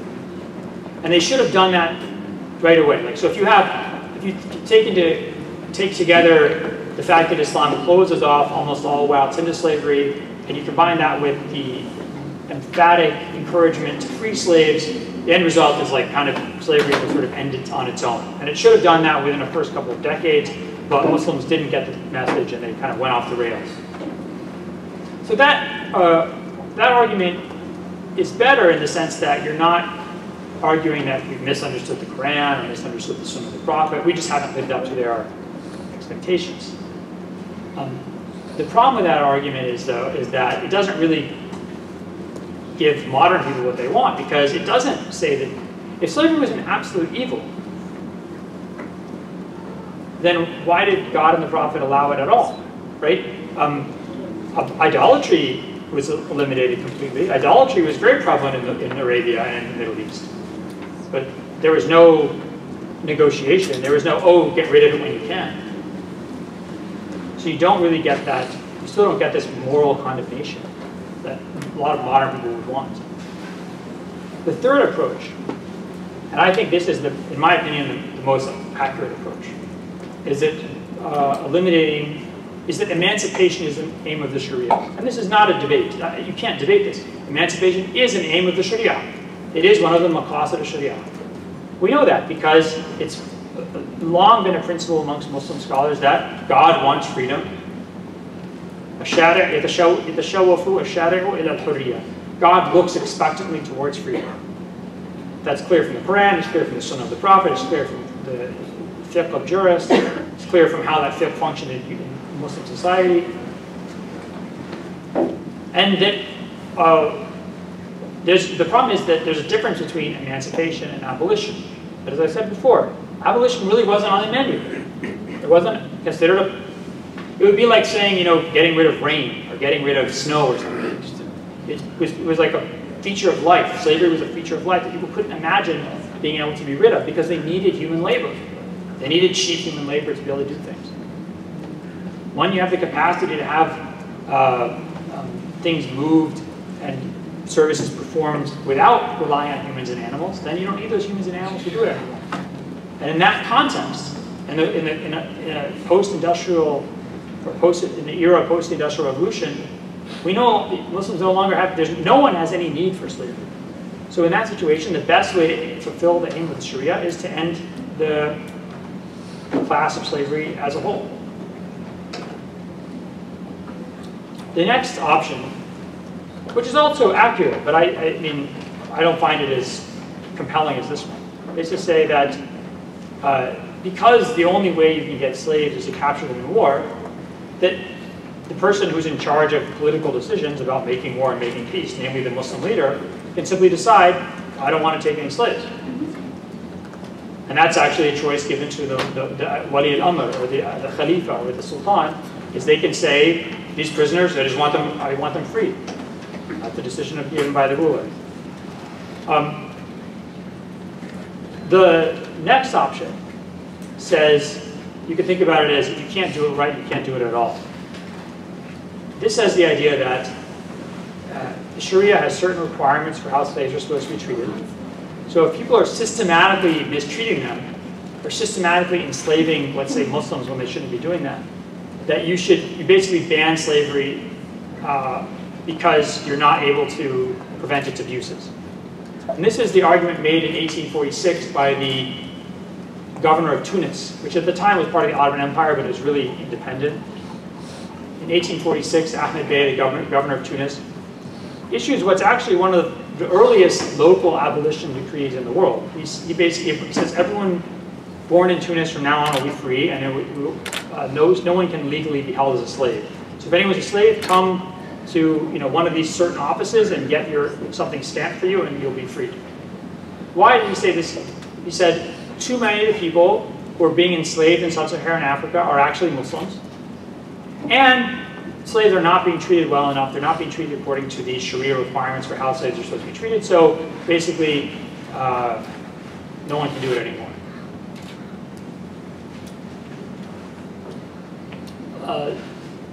That's essentially the full range of arguments. The last argument would be simply that, what are you talking about? Slavery is wrong. This is just a Western idea. And doesn't have any Islamic legitimacy. My response to those people is, that doesn't work, because you guys are all Muslims, right? I mean, and if you go to Turkey or Jordan or Tunis or wherever, you talk to Muslims and you ask them if slavery is wrong, they're going to say it's wrong too. I mean, if they're not, they're really kind of not being honest.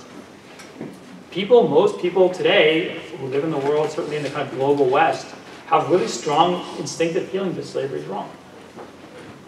So you can't just say it's like a Western idea, because this idea has penetrated even into non-Western societies, even amongst Muslims who are really committed to their religion, aren't Westernized in any other way. Okay. There's actually, I forgot one thing. One big change that Islamic law brings to slavery, which is fascinating, is that the descendants of if a Muslim slave owner has a child with this female slave, the child is free, at the same social standing as children born of his free wife, and that when the master dies, his slave woman is freed. This is unprecedented in world history as far as I know. It's totally unprecedented in the Near East. And the result is that,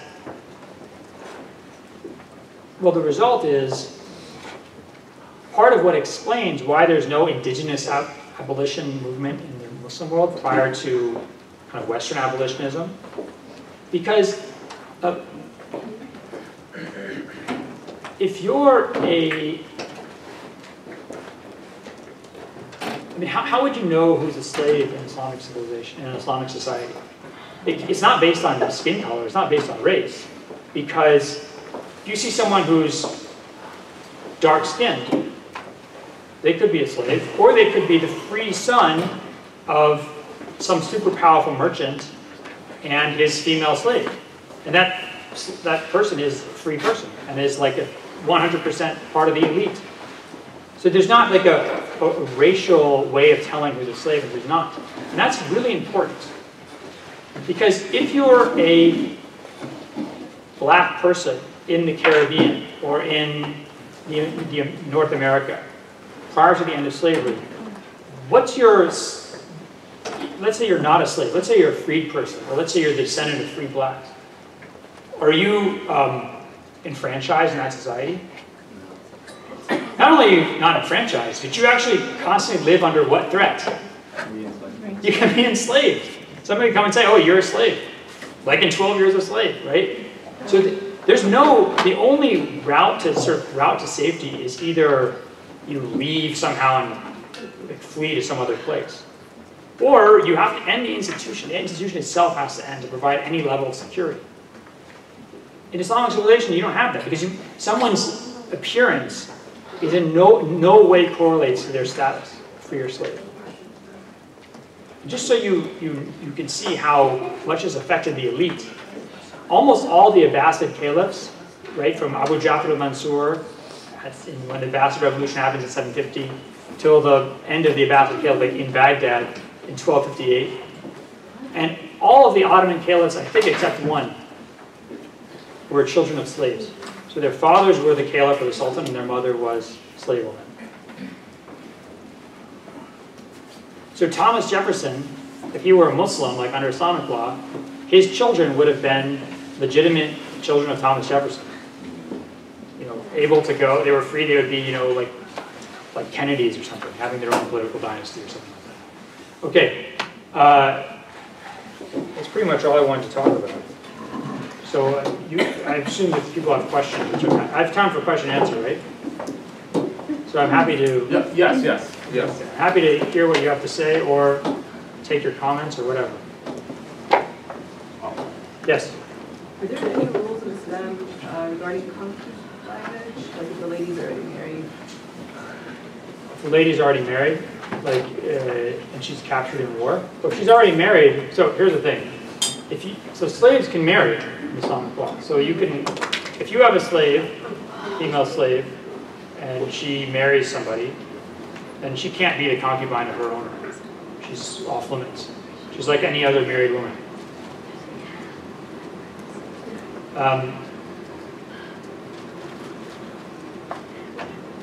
Yes. So it's sort of a thin point, but I understand the difference between abolition and emancipation. But isn't that like severe push for emancipation comes from the idea that slavery is bad? Like there is an inherent evil in it that the Quran and the Prophet are constantly pushing against. So there's an interesting, I mean, it's a good point. Thank you for bringing this up because, and this is something that Tasneem actually helped me with my book research, which is that so Muslim scholars always acknowledged that slavery was harmful. They talked about it as, they used the word darar. Darar means harmful. Right? So what's harmful about slavery? They said, you don't get to make your own choices. You don't control your own labor. You're not a full legal person. Like, for example, you can't be, according to some schools of law, you can't be a witness in court if you're a slave, right? You couldn't be the leader of the Muslim community. So they acknowledge this is harmful. But that harm was superseded by property rights. So somebody's property right was stronger than the harm that was inflicted on that person. So in a lot of ways, what's happened in modern times since the Industrial Revolution is that the harm has, we see the harm as greater, and that we push down or reduce the property right. And that's really like a choice of prioritization. It's not about, you know, changing your point of view completely. It's about like how are you going to prioritize harms and benefits. I think that's a great argument because I hope I don't offend anyone, but like even the idea of a civil war that targets people's property rights ends up in so much evil. The idea of a more voluntary emancipation that wouldn't have happened. I'm not talking alternative history. Well, yeah, this is something that people, I mean, I'm not a specialist in American history, but I do know that there's, you know, people talk about whether or not, like the amount of money that the North spent fighting the Civil War, they could have like bought out all the slaves in the South like many times over with that amount of money. And it's interesting when you see the debates amongst Christians in the 1700s and the 1800s about abolition. Like Christians would say, Christians who weren't supportive of ending slavery would say, look, if slavery is evil, why did the Bible allow it? Why did Jesus allow it? Why didn't Jesus say, hey, slavery is really bad? He never said that. And the abolitionists would say, okay, well, Jesus didn't say that because it would cause too much strife, and it would have really undermined his ability to teach. To which their opponent said, I don't know if you read the Bible, but Jesus wasn't exactly, you know, afraid of controversy in the Bible. You know? So, and in addition, they say, you know, I understand your point, but we're kind of having strife right now in the 1800s. It's called the Civil War. So they're like, even 1800 years later, there's still massive trauma being caused over this debate. So it's very interesting to read the Western debates over this because you see that they're having the same discussions that Muslims have like 50, 60 years later. I'm sorry, can I just ask if there's additional time? Yeah, yes.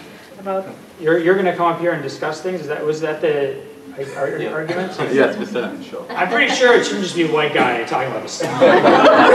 We need to have some. to have some balance here. Yes, what was your? A big shock, a big thing that Muslims are attacked about is sexual access and female body autonomy when it comes to concubines and FPAB. Those verses are all over. Yeah. And they don't come in the same sense of condemnation or like push for emancipation that comes with slavery as a student. Yeah, that's a tough topic. I leave that to the end of I wrote a book on this issue of slavery and Islam. If you want to read more about it. You wrote a book on this? Yeah. I don't know. Maybe you didn't know. So that's the last chapter. I talk only about female concubinage because it's so hard for us to deal with because you get two problems. One, you have the problem of slavery. Two, the problem of consent. The consent issue I would just deal with in the following way, which is that in Islamic law in general, consent is very important for sex and marriage for certain people. But it doesn't do the work that we would have it do in American law or in American society. For Islamic law, that work is done through the concept of harm. So we have lots of examples in fiqh and in legal cases where female slaves or wives, in theory, in Islamic law, like a wife doesn't have any right to consent to sex because the marriage itself is that consent, right? But that doesn't mean that the husband can just do whatever he wants. We have lots of cases in Islamic law where the judge or the jurist will say, you can't do this thing because this thing is harmful. You can't do that thing because this thing is harmful. The same thing with female slaves. So you can't engage in harmful conduct. Now, what defines harm? Harm is defined generally by custom. So in our society today, we could agree if this is right or wrong, but whatever the case, in American society today, we valorize consent so much, we valorize autonomy so much, that any non-consensual touching or sex we see it as per se extremely harmful. That's what we consider.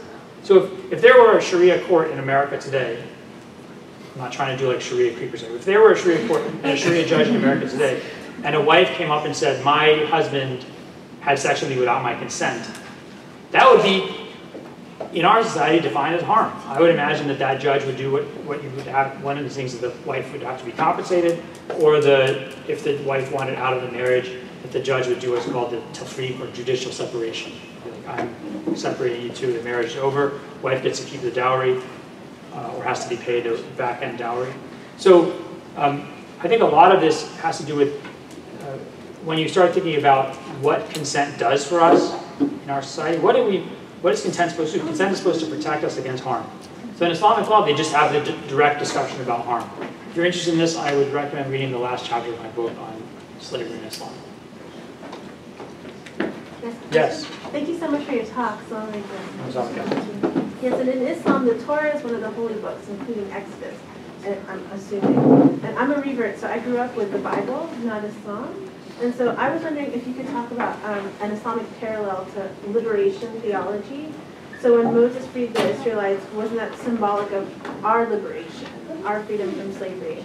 And even the idea of slavery being prohibited based on the golden rule, like what you want for your brother, you want for yourself. Yeah. So the Quran does mention that Beni Israel, that they were enslaved. But the main way that the Quran talks about this condition of the Jews in Egypt is not slavery, it's what's called istid'af, being oppressed in the land. So they were talked about as being mustad'afina fil ard. You were oppressed in the land. And that's the way the Quran also talks about the Muslims in Mecca before they moved to Medina. So the kind of the metaphor of the Israelites' exodus is the metaphor of the Muslims' exodus from Mecca to Medina, and the exodus from kufr to belief, right?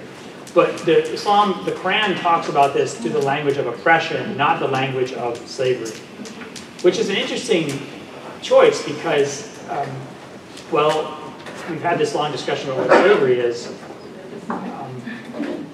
We can disagree how to define it, but no one would support oppression. So I think, like, in a way, I would say that the Quran actually cuts through a layer of definitional problem and just gets to the real issue, which is people being oppressed. But this is a good question. Thank you. So I think we had discussed this during the break a bit, but when I thought about the issue or the scourge of slavery, I thought about the verses of the alcohol, the use and commission of alcohol in Islam. Initially, alcohol was permitted, and then later verses were arrived where it said that you don't come to prayer drunk.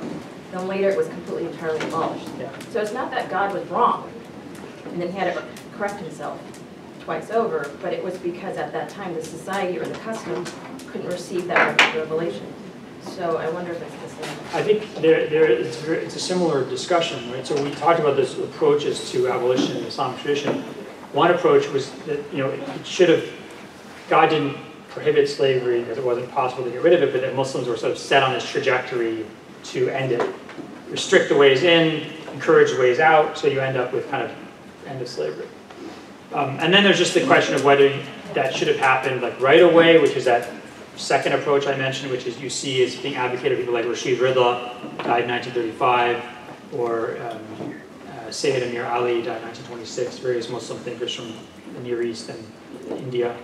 Or the other one, which is that it's an aim of the Sharia. So when abolition becomes possible, when it becomes part of the discussion, then it should be taken as the best way to fulfill the idea of maximizing emancipation, because emancipation is one of the aims of the Sharia.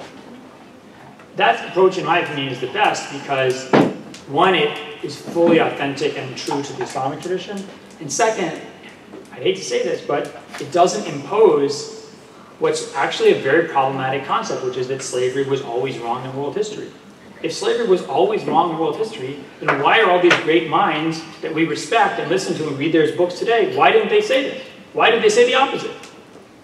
I mean, was Thomas Aquinas an idiot? St. Augustine an idiot? Was Al-Ghazali a moron? And I'm more intelligent than them? So somehow we get it or not, I think that's very problematic. So, I was blessed to be able to read excerpts from your book. One of the considerations, multiple considerations, but you were able to, in your research and your citations, to pull a lot of colloquial expressions together, popular culture references, as well as the academic background to substantiate that. How long did it take for you to research and write this book in that manner? Oh, come on, man. You're not going to... I'm serious. I'm serious. I'm serious because one of the things that I see in our society when you have somebody of high academic standing, they don't write in a manner that the layperson can understand and read. Your manner of writing is palatable for anybody at that level. And one of the things is to be able to connect with your audience. So I'm curious how long it took for you to write it in that manner. I mean, I think that, I feel bad you didn't invite me without you, because it's sonorous a voice. So that, mashallah. I mean, I would say that it really, like, for me, I wrote this book. People say, a lot of people said to me, you can't write this book because you're a white guy.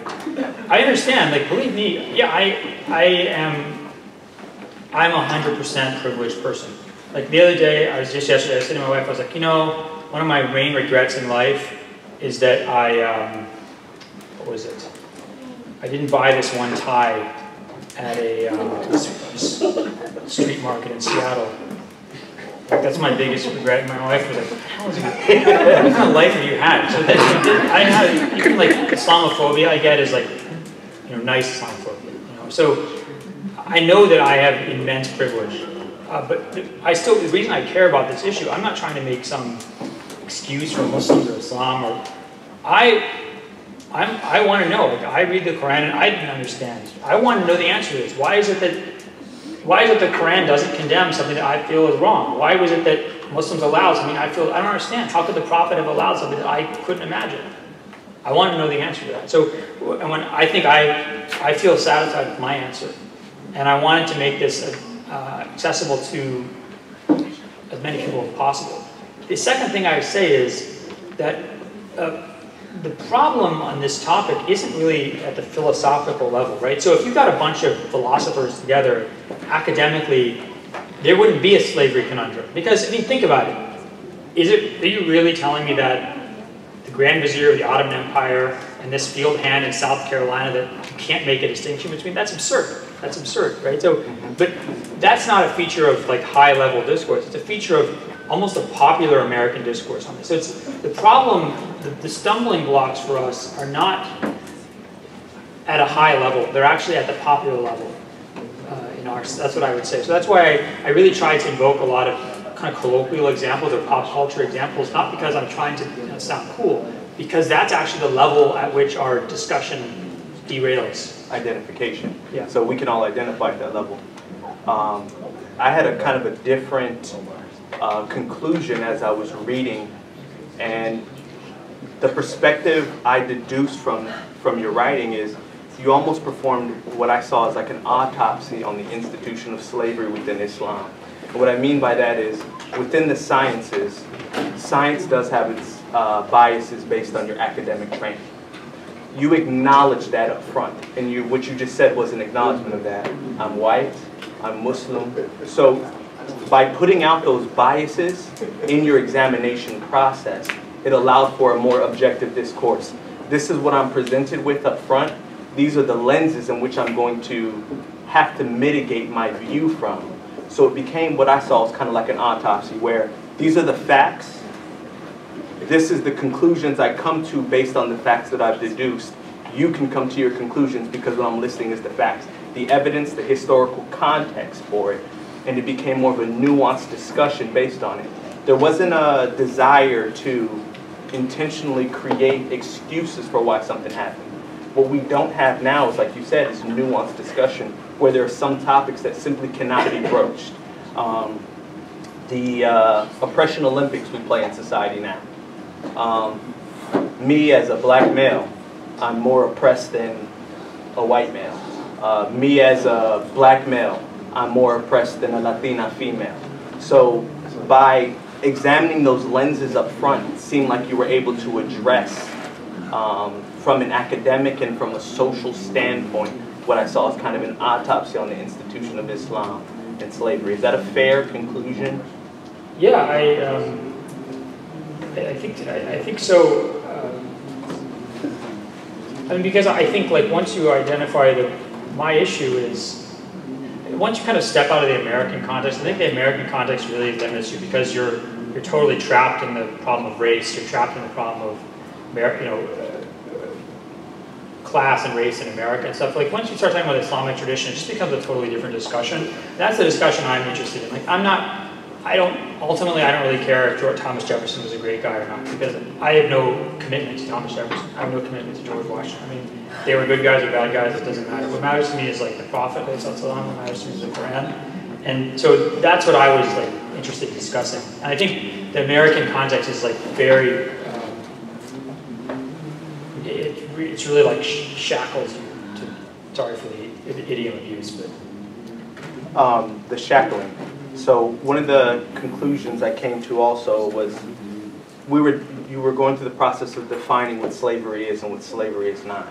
And slavery is always subjectively defined.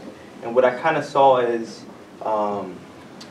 it almost represents one's ability to define their privilege. So in gradation, it's a gradation of, well, I'm a slave only in comparison to somebody above or below me. Our privilege almost seems to define when you talk about the status of the Turkish, the Ottoman Turk Empire. Somebody is only a slave or defining themselves based on where they're at within that subjective society that they're in. Is that a fair? Yeah, I think this is an important point to make because we think about sort of slave and free as these uniform, it's kind of the way society is divided. So free people are better off than slave people. Actually, in most of world history, and certainly in the kind of Mediterranean, Near Eastern world, the slave's position is defined by the position of their master. So if you're the slave of Julius Caesar, or if you're the slave of the Sultan, you might be like a million times richer and more powerful. Like Julius Caesar or the Sultan might send you, like you go and govern this area. And you go with your whole army and you're in charge of that area. So you're actually more powerful than countless free people because you're the direct tool of your master who happens to be super powerful and wealthy. So that's something that is that doesn't really make sense in American context. Because in American context, slave and race function to appease white people. So, like I think it was Lyndon Johnson or Richard Nixon who said this, that you can pretty much do whatever you want to poor white people because you just have to tell them that black people are worse than them, right? That black people are inferior. And so the inferiority of blacks allows you to sort of infinitely deprive poor white people because they'll always just think they can still kick down on the black guy. Which is one of the reasons I refer to the Jim Crow period as neo-slavery. In essence, there was an increase in privilege, but for what we define as freedoms and opportunities, those were reduced compared to the contemporaries. So now you see every time slavery is broached, an old trope will come up about how the Irish were slaves when they first came here also. But the institutions were different fundamentally in how their treatment was seen here. So now when you hit the Jim Crow period, you often saw, well, if nothing else, I may not be wealthy, but I'm not black. Yeah. So that became its own definition of what privilege was, and everybody was in a gradation either above or below that. And I kind of see that theme that's even transcended into modern time. We don't speak about it and see it as freely, but there's this undercurrent that often says, I may not be this, I may not be as rich as Bill Gates, but I'm not black, I'm not this. I'm not defined by this marginalized group, which was another concept you talked about in terms of referencing what slavery is and is not, is to the degree in which you're marginalized in that society. I think this brings up an important point in Islamic civilization, in the Sharia in general. And people love to say, oh, the Sharia persecutes non-Muslims because non-Muslims don't have the same rights as Muslims. My answer is yeah, you know how you become a Muslim? You just say, La ilaha illallah Muhammad Rasulullah, and then you're a Muslim. Like you can instantaneously enter the elite. And someone might say, oh, that's wrong, you shouldn't have to change your religion to do that. I was like, okay, fine. But you know what? In order to become an elite in the United States and lots of other countries, let's say you're undocumented or you're not a citizen. There's literally nothing you can do. Pretty much nothing you can do to ever enjoy the same rights as other people. They were born into through no virtue of their own. Right? Or you can't change your skin color. You can't change people's racist views. So, if you were, and if you read my book, I give countless examples of this, like the elites who have African phenotypes, like the books written by Ibn al-Jawzi, Jalaluddin al-Suyuti, al-Jahid, books that are hundreds of pages long, where they list all the great figures in world history and in Islamic history who are African. And why did they write those books? They wrote those books because they said, we do not want people who are black, we do not want them to think that they are lowly people. So again, you can say, oh, Muslims are racist or something. How many of you have written hundreds of page-long book giving all the great people in world history and Islamic history who are black? I'm not in any way trying to give Arabs or Desis like a free pass on racism. Like, they're so racist a lot of the time, and that's unacceptable. And I don't accept that. I would immediately reprimand anybody who did, because it's completely against the positions of beliefs of our religion. But we have to also take into consideration the efforts that Muslim scholars made to fight against that racism, which is really important. That was really pronounced in comparing that to our modern societies and the development of the societies against the social, academic, and legal development of Islamic societies. Because what you see comparing the American society is, at what point do you have an enslaved group that is fully integrated into the society after they become free? So if you compare with the examples you just provided, once you become free, you are supposed to be a citizen if you are Muslim in the society.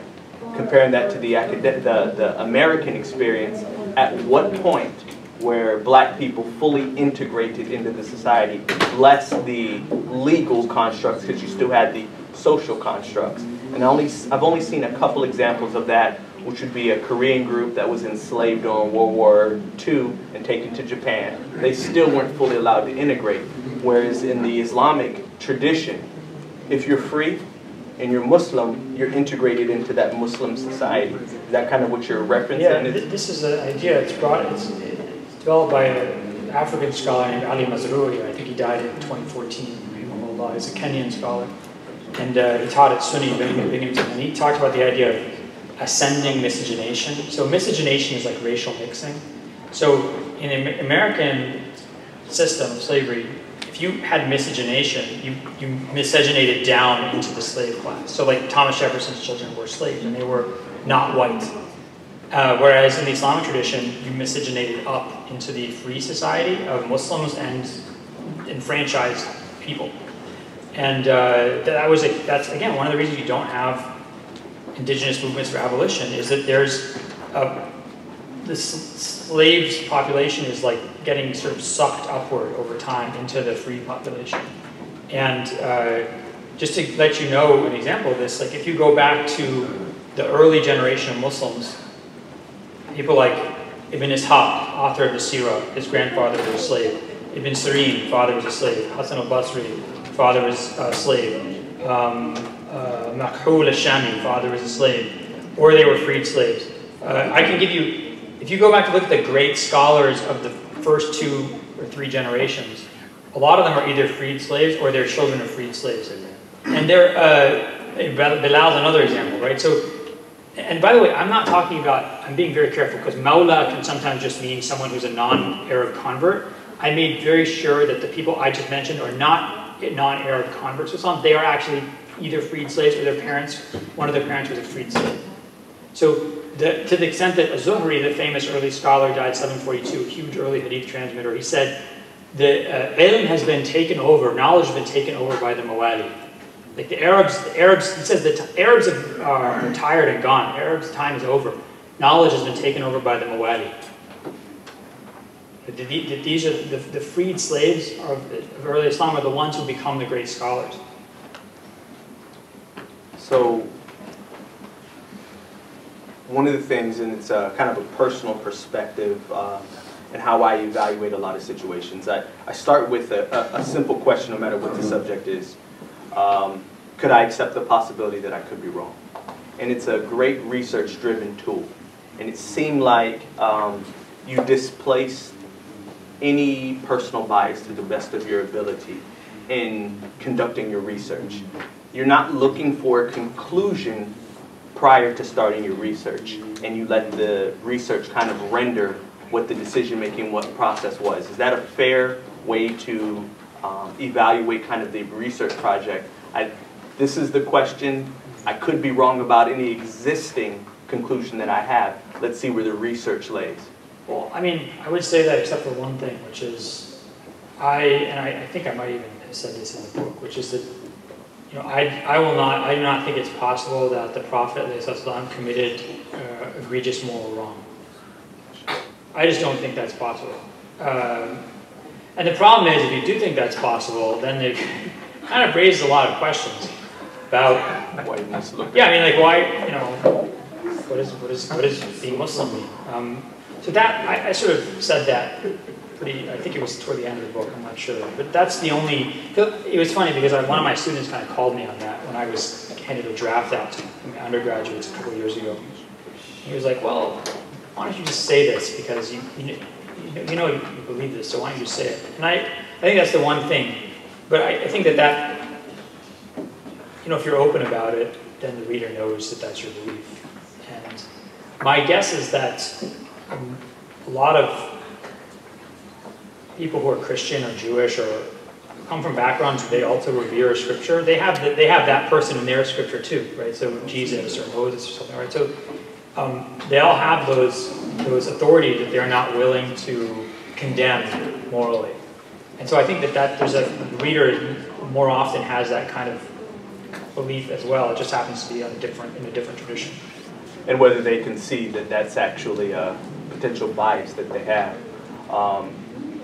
What I hope is that everybody gets the opportunity to read the book because, as I stated before, it's written in a perspective, it's written in a prose that everybody can understand. Sometimes it's difficult, embarrassing for me to read something with the academic background that Dr. Brown has. I feel like I'm missing the concept, the language, the vocabulary that's chosen. But you can parse through the concepts, and we can all kind of identify it. One, being within the American construct. Two, more so being Muslim. It's easy to understand the concepts and the manner of reading that Dr. Brown wrote in. So that's just my invitation. As a layperson, you can definitely understand it and accept the concepts, and it makes you think. When you're not trying to come to a conclusion based on somebody else's writing, but they allow you to critique it and think for yourself. And when you can arrive to similar conclusions, it's that much more palatable. It's that much more, there's more of a feeling to it emotionally that I was able to experience. Were there any other questions the crowd had for Dr. Brown? Safe. So I want to go back to the last question that before we started this discussion. You took the position that abolition was the best case of emancipation. I'm quoting, I'm just paraphrasing what you said.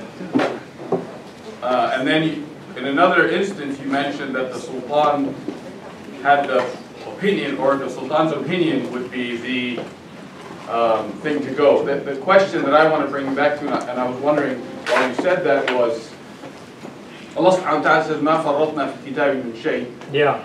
And another ayah, يَوْمَ أَكْمَلْتُ لَكُمْ دِينَكُمْ وَأَتْمَمْتُ عَلَيْكُمْ نِعْمَتِي.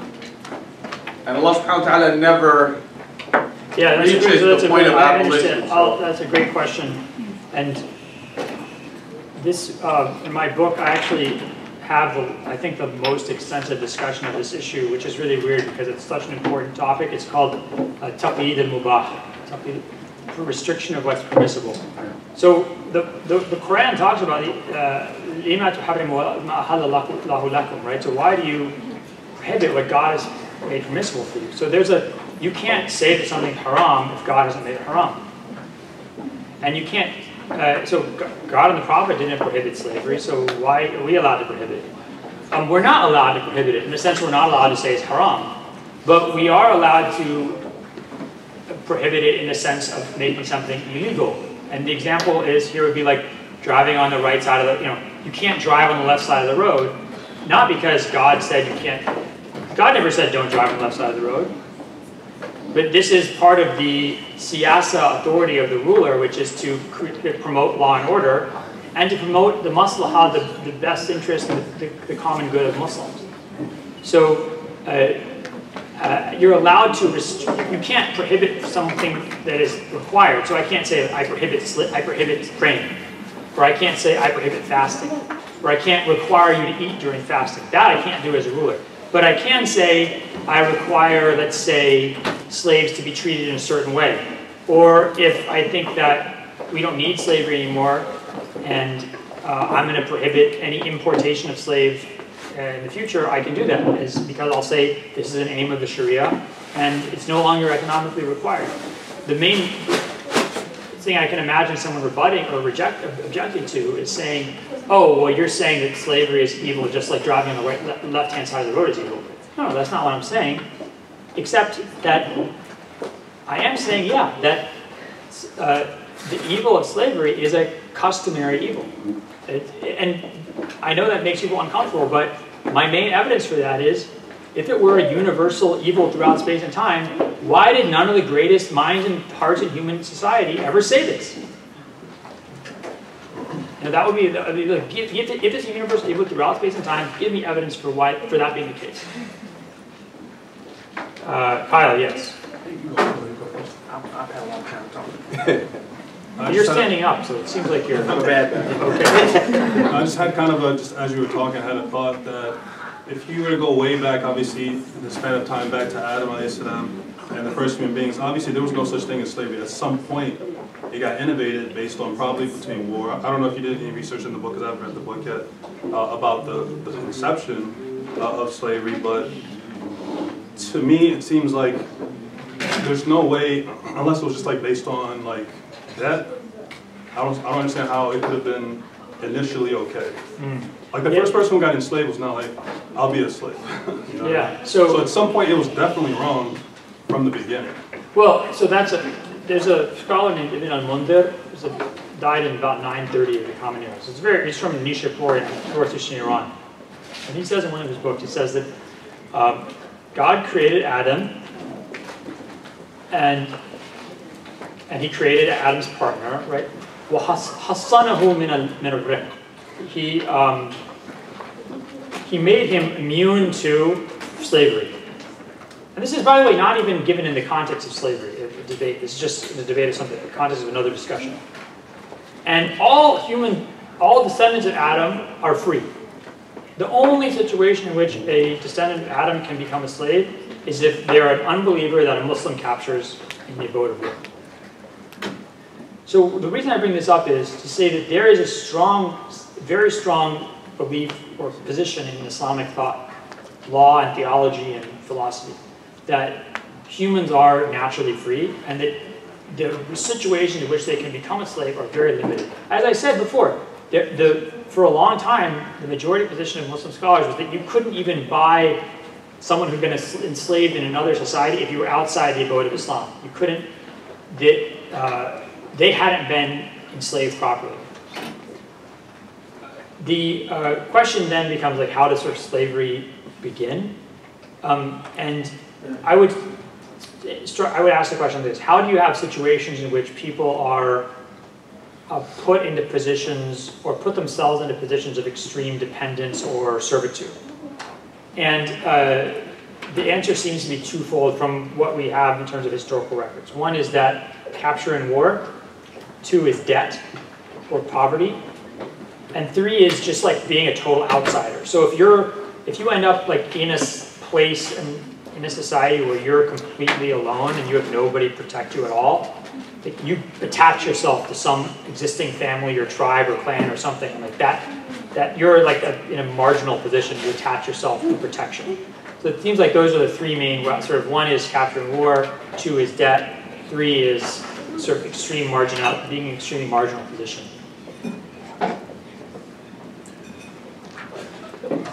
How are we doing on time?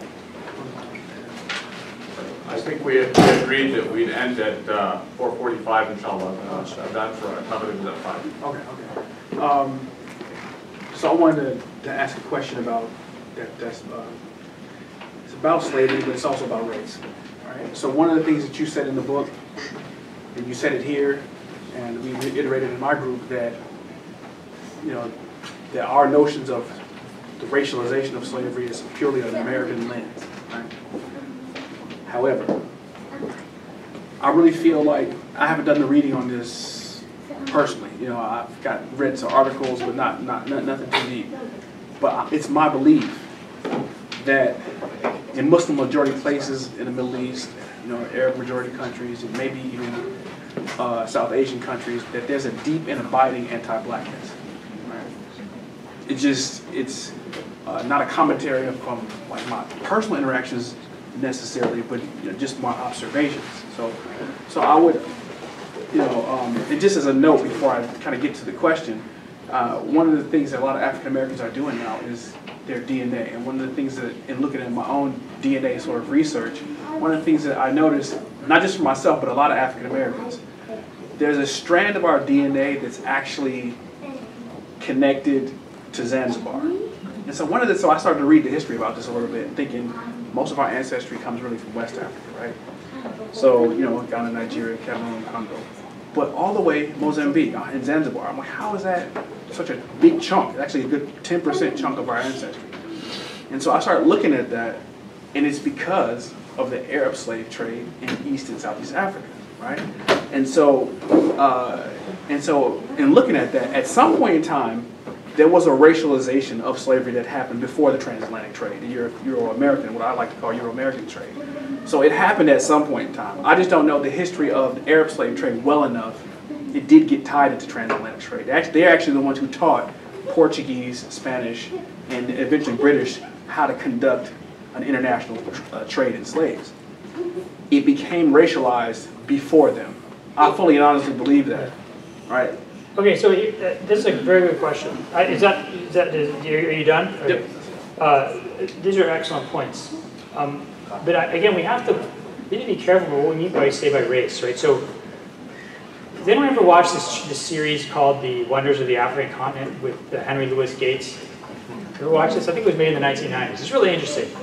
He walks around like Africa in the Harvard t-shirt the whole time. Anyway, I just remember. So it's really interesting to watch. So he goes to I think he's in Mombasa, or in Lamu in Kenya. And he goes and he talks to this group of Kenyans, right, that they say they're Persian. And he's like, you guys are black. He's like, you're not Persian. And they're like, no, we're Persian. So they look just like everybody else. But their patrilineal ancestor was Persian.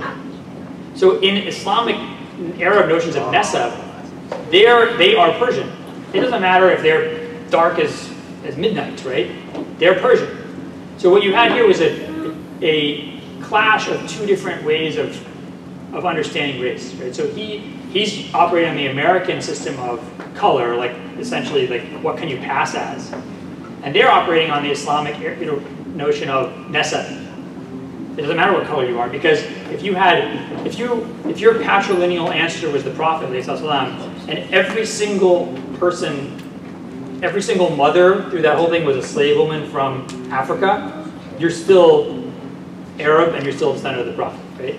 So when we talk about the Arab slave trade, I think we have to be careful when we imagine these like Arab guys like enslaving African people who are black and the Arab people who are not black, right? A lot of the people who are engaged in this slave trade are themselves. We would think of them as black, right? But they saw themselves as Arab or Persian or Indian or something like that.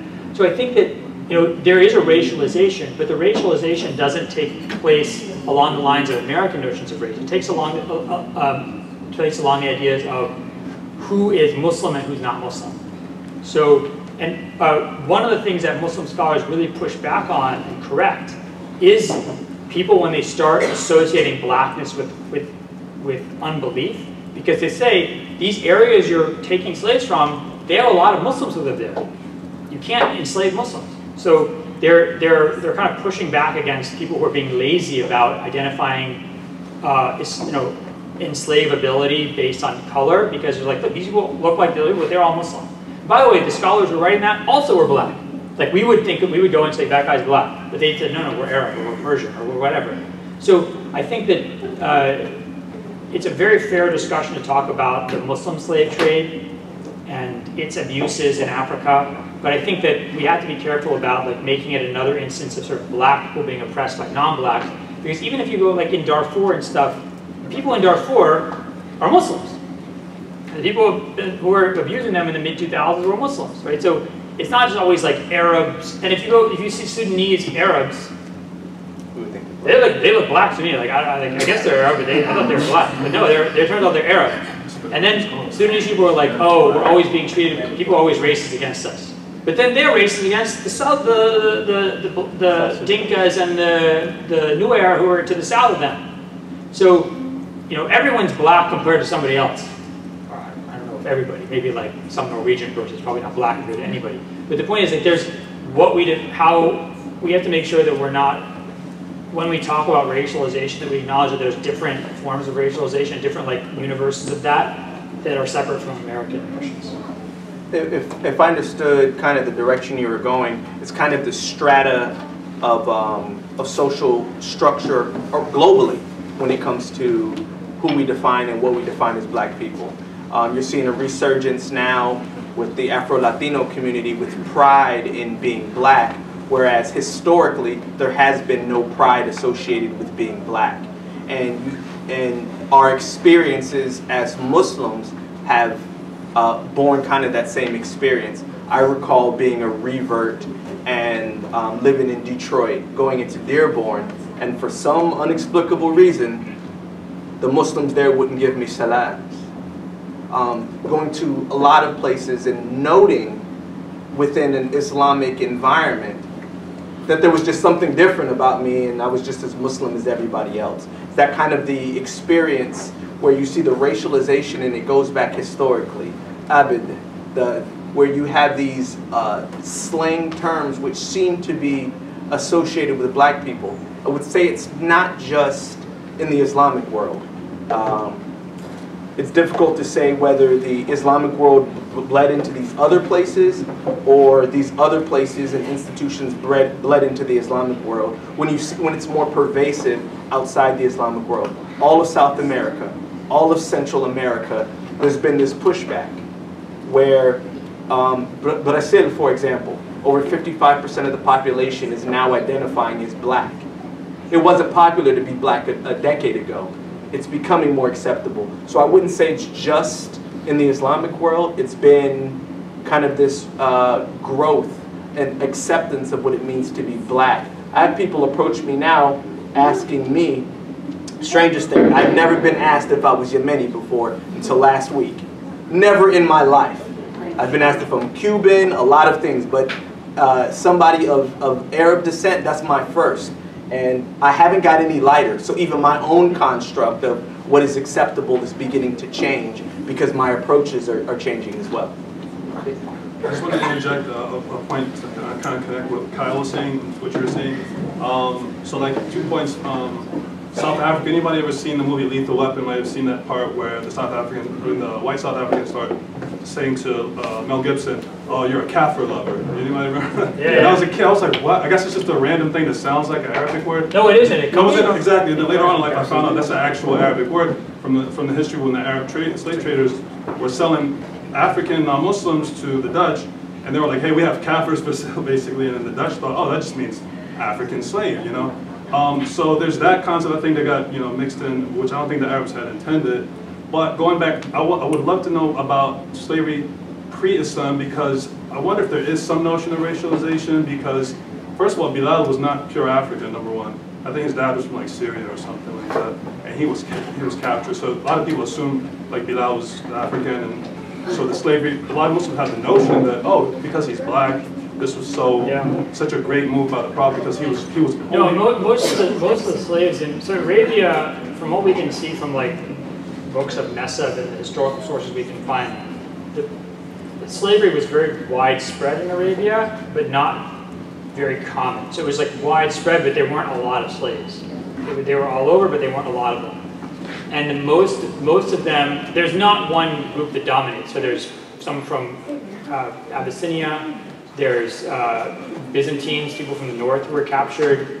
The Arab slave enslavement was mostly based on capture. And so there was a lot of like people from what now would be Syria or Palestine or Iraq or Egypt who had been captured by Saracen, Saracenoi Arab raiders, or just from someone from another tribe. Zayd ibn Haritha was Arab, but he was captured from another tribe in a raid. So there was not a racialization of slavery there was one group, was like Abyssinians who had been captured or who were being sold, but that was just one possible. But it seems like the majority were actually other groups who had been captured. I think I had a kind of a similar question as what both of you were alluding to. And the question I had written was, do you find the historical consistency of African enslavement in the last 1,200 years to be a result of technology, inferior technology, political culture, because of past practice? So we, by default, have viewed black people or sub-Saharan Africans as the default people to go to for slavery as part of the tradition, or is it some type of some type of religious prejudice? So you look in the American system where Christianity, they created a definition of Christianity, an outlook where we're the lost tribe, we're the tribe of Ham, we were the dejected group. So was there a religious perspective that created this institution, or what we see as an institution, of primarily black people being enslaved? I think that kind of limits the part of the world that you're looking at, because if you look at, as referenced earlier, like the Ottoman Turks, the Ottomans, the amount of people that were enslaved and who they enslaved from the Caucasus Mountains, I think our sphere is kind of limited in who we look at globally as having been enslaved, because we only study the enslavement of black people historically in this world. That's very important, because we keep using the word slave. Where does that word come from? Slav. Slav, right? So Europeans, Western Europeans in the Mediterranean, Northern Mediterranean, and in fact, Muslim Mediterranean, get most of their slaves from what's now the steppes of Russia and stuff like that, Eastern Europe. And that only really stops for Western Europe in the 1400s. Why? Because the Ottomans gained complete control of the Black Sea, and they cut off access to like the Venetians and other groups that had been bringing slaves from the Black Sea route. They cut that access off, so they had to go and find another source of slaves. Besides, many of the Slavs in Eastern Europe had converted to Christianity. Christians can't enslave other Christians. So where do they go? They go around to Africa. So yeah, I think there's a lot of it's very important for Muslims to have a discussion about anti-black racism in Muslim society. That's completely unacceptable. But we don't want to think that the history of slavery in the world is a question of blackness in Africa versus everybody else, because that really does it reveals our own biases. But the only thing that's kind of weird to me is the fact that the Muslim world did go into Persia and did go into Africa, but slavery doesn't seem to look the same way.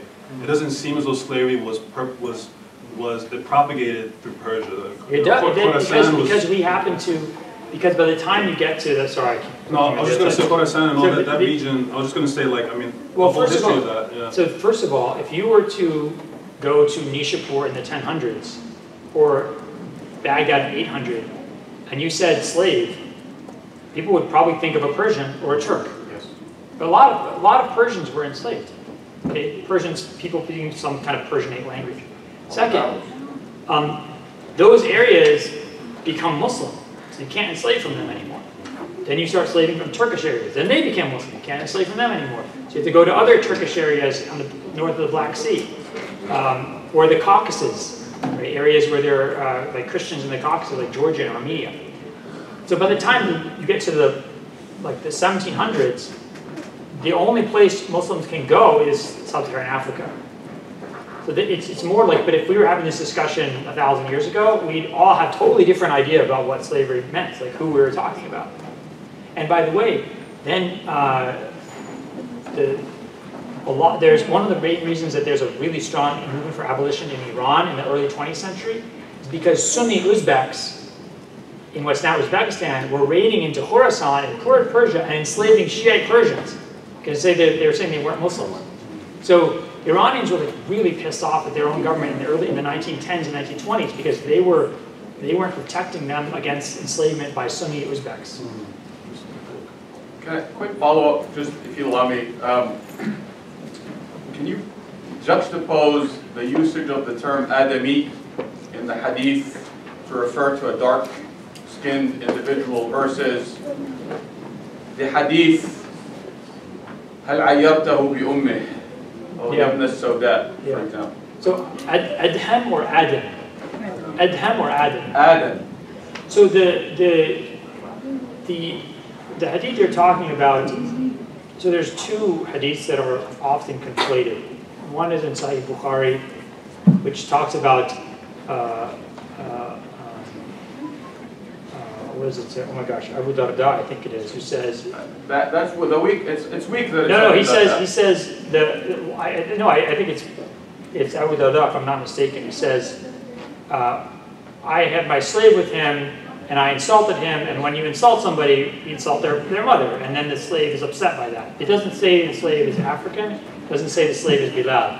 There's another hadith that's much less well known where it's Bilal who gets insulted. And then these two things get conflated.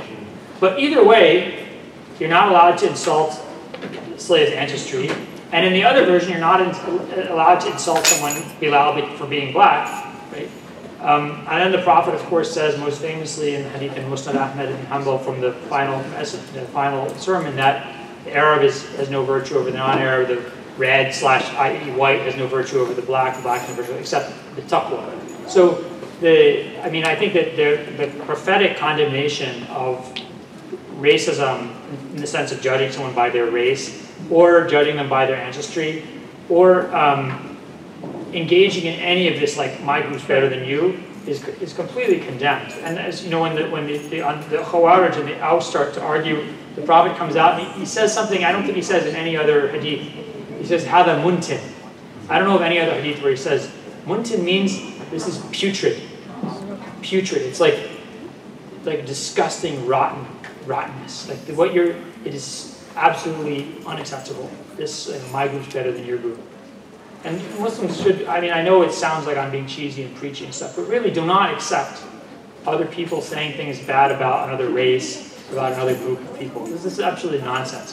You can say that cultures are different, but don't ever allow people to be judged by their skin color or by who they're descended from. Inshallah, last two questions. This brother was first.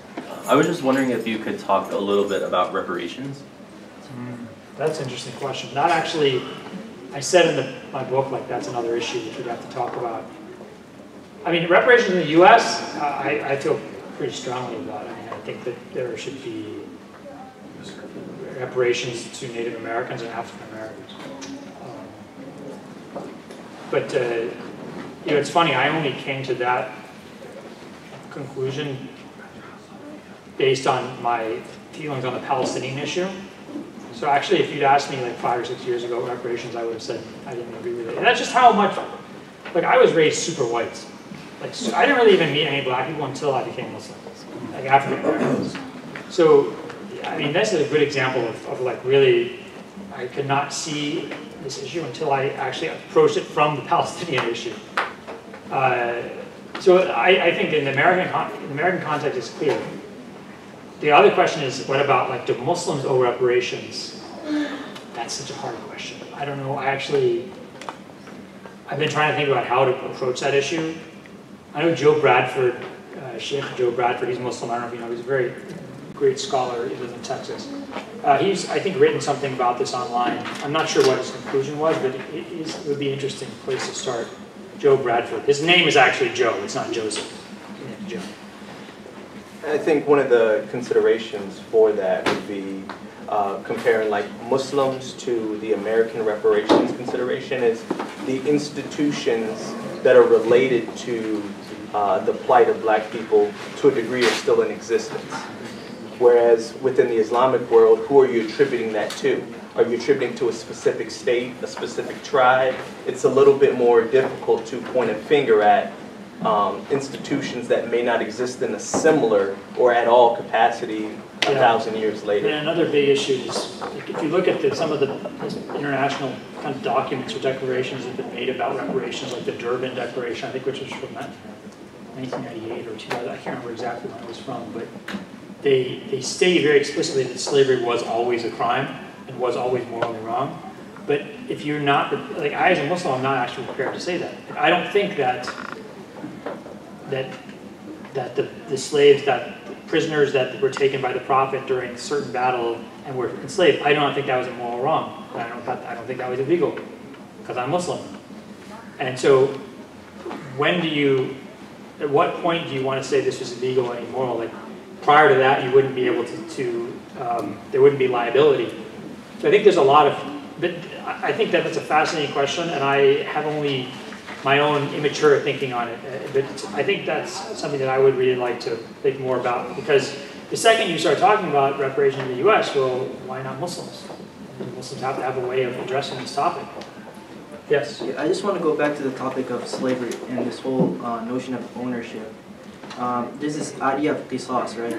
And if you kill your slave and you're not really, and you're the slave master, you're not really held accountable. You know? Well, you are. And a lot of fiqh. No.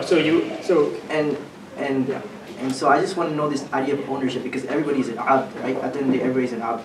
So why wouldn't there be qisas? Like ayn on ayn, like, you know, So because there's, this is a really interesting topic. I talk about it in my book. So the Prophet in one hadith says, "Man qatala abdu qatalnahu, man jada'a abdu jada'nahu, man ajda' abdu ajda'nahu," right? This is narrated by Al-Hasan al-Basri from Samura ibn Jundub from the Prophet. And Bukhari narrates it, but I don't think it's narrated in his Sahih, if I'm not mistaken. But he talks about it in his Tarikh al-Kabir. So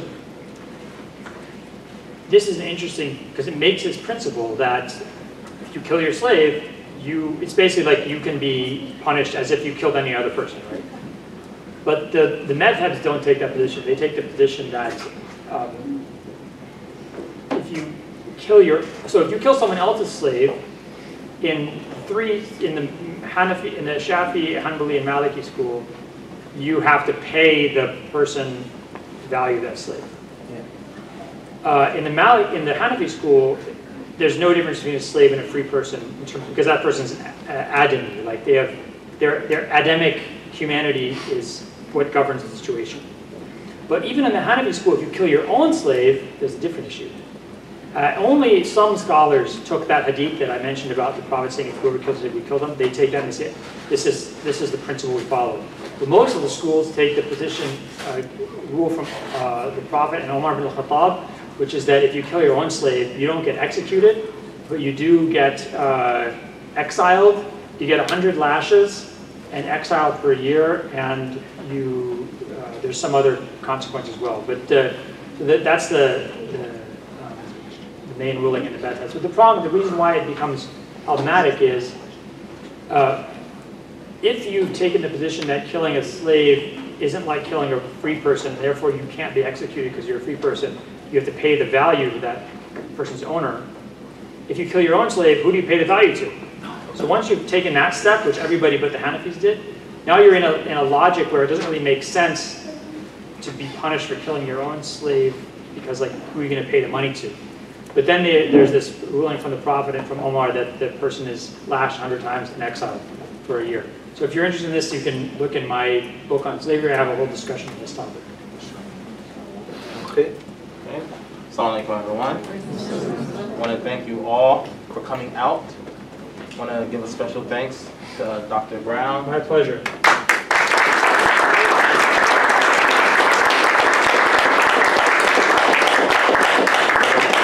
Another round of applause for Graylin Kimbrough.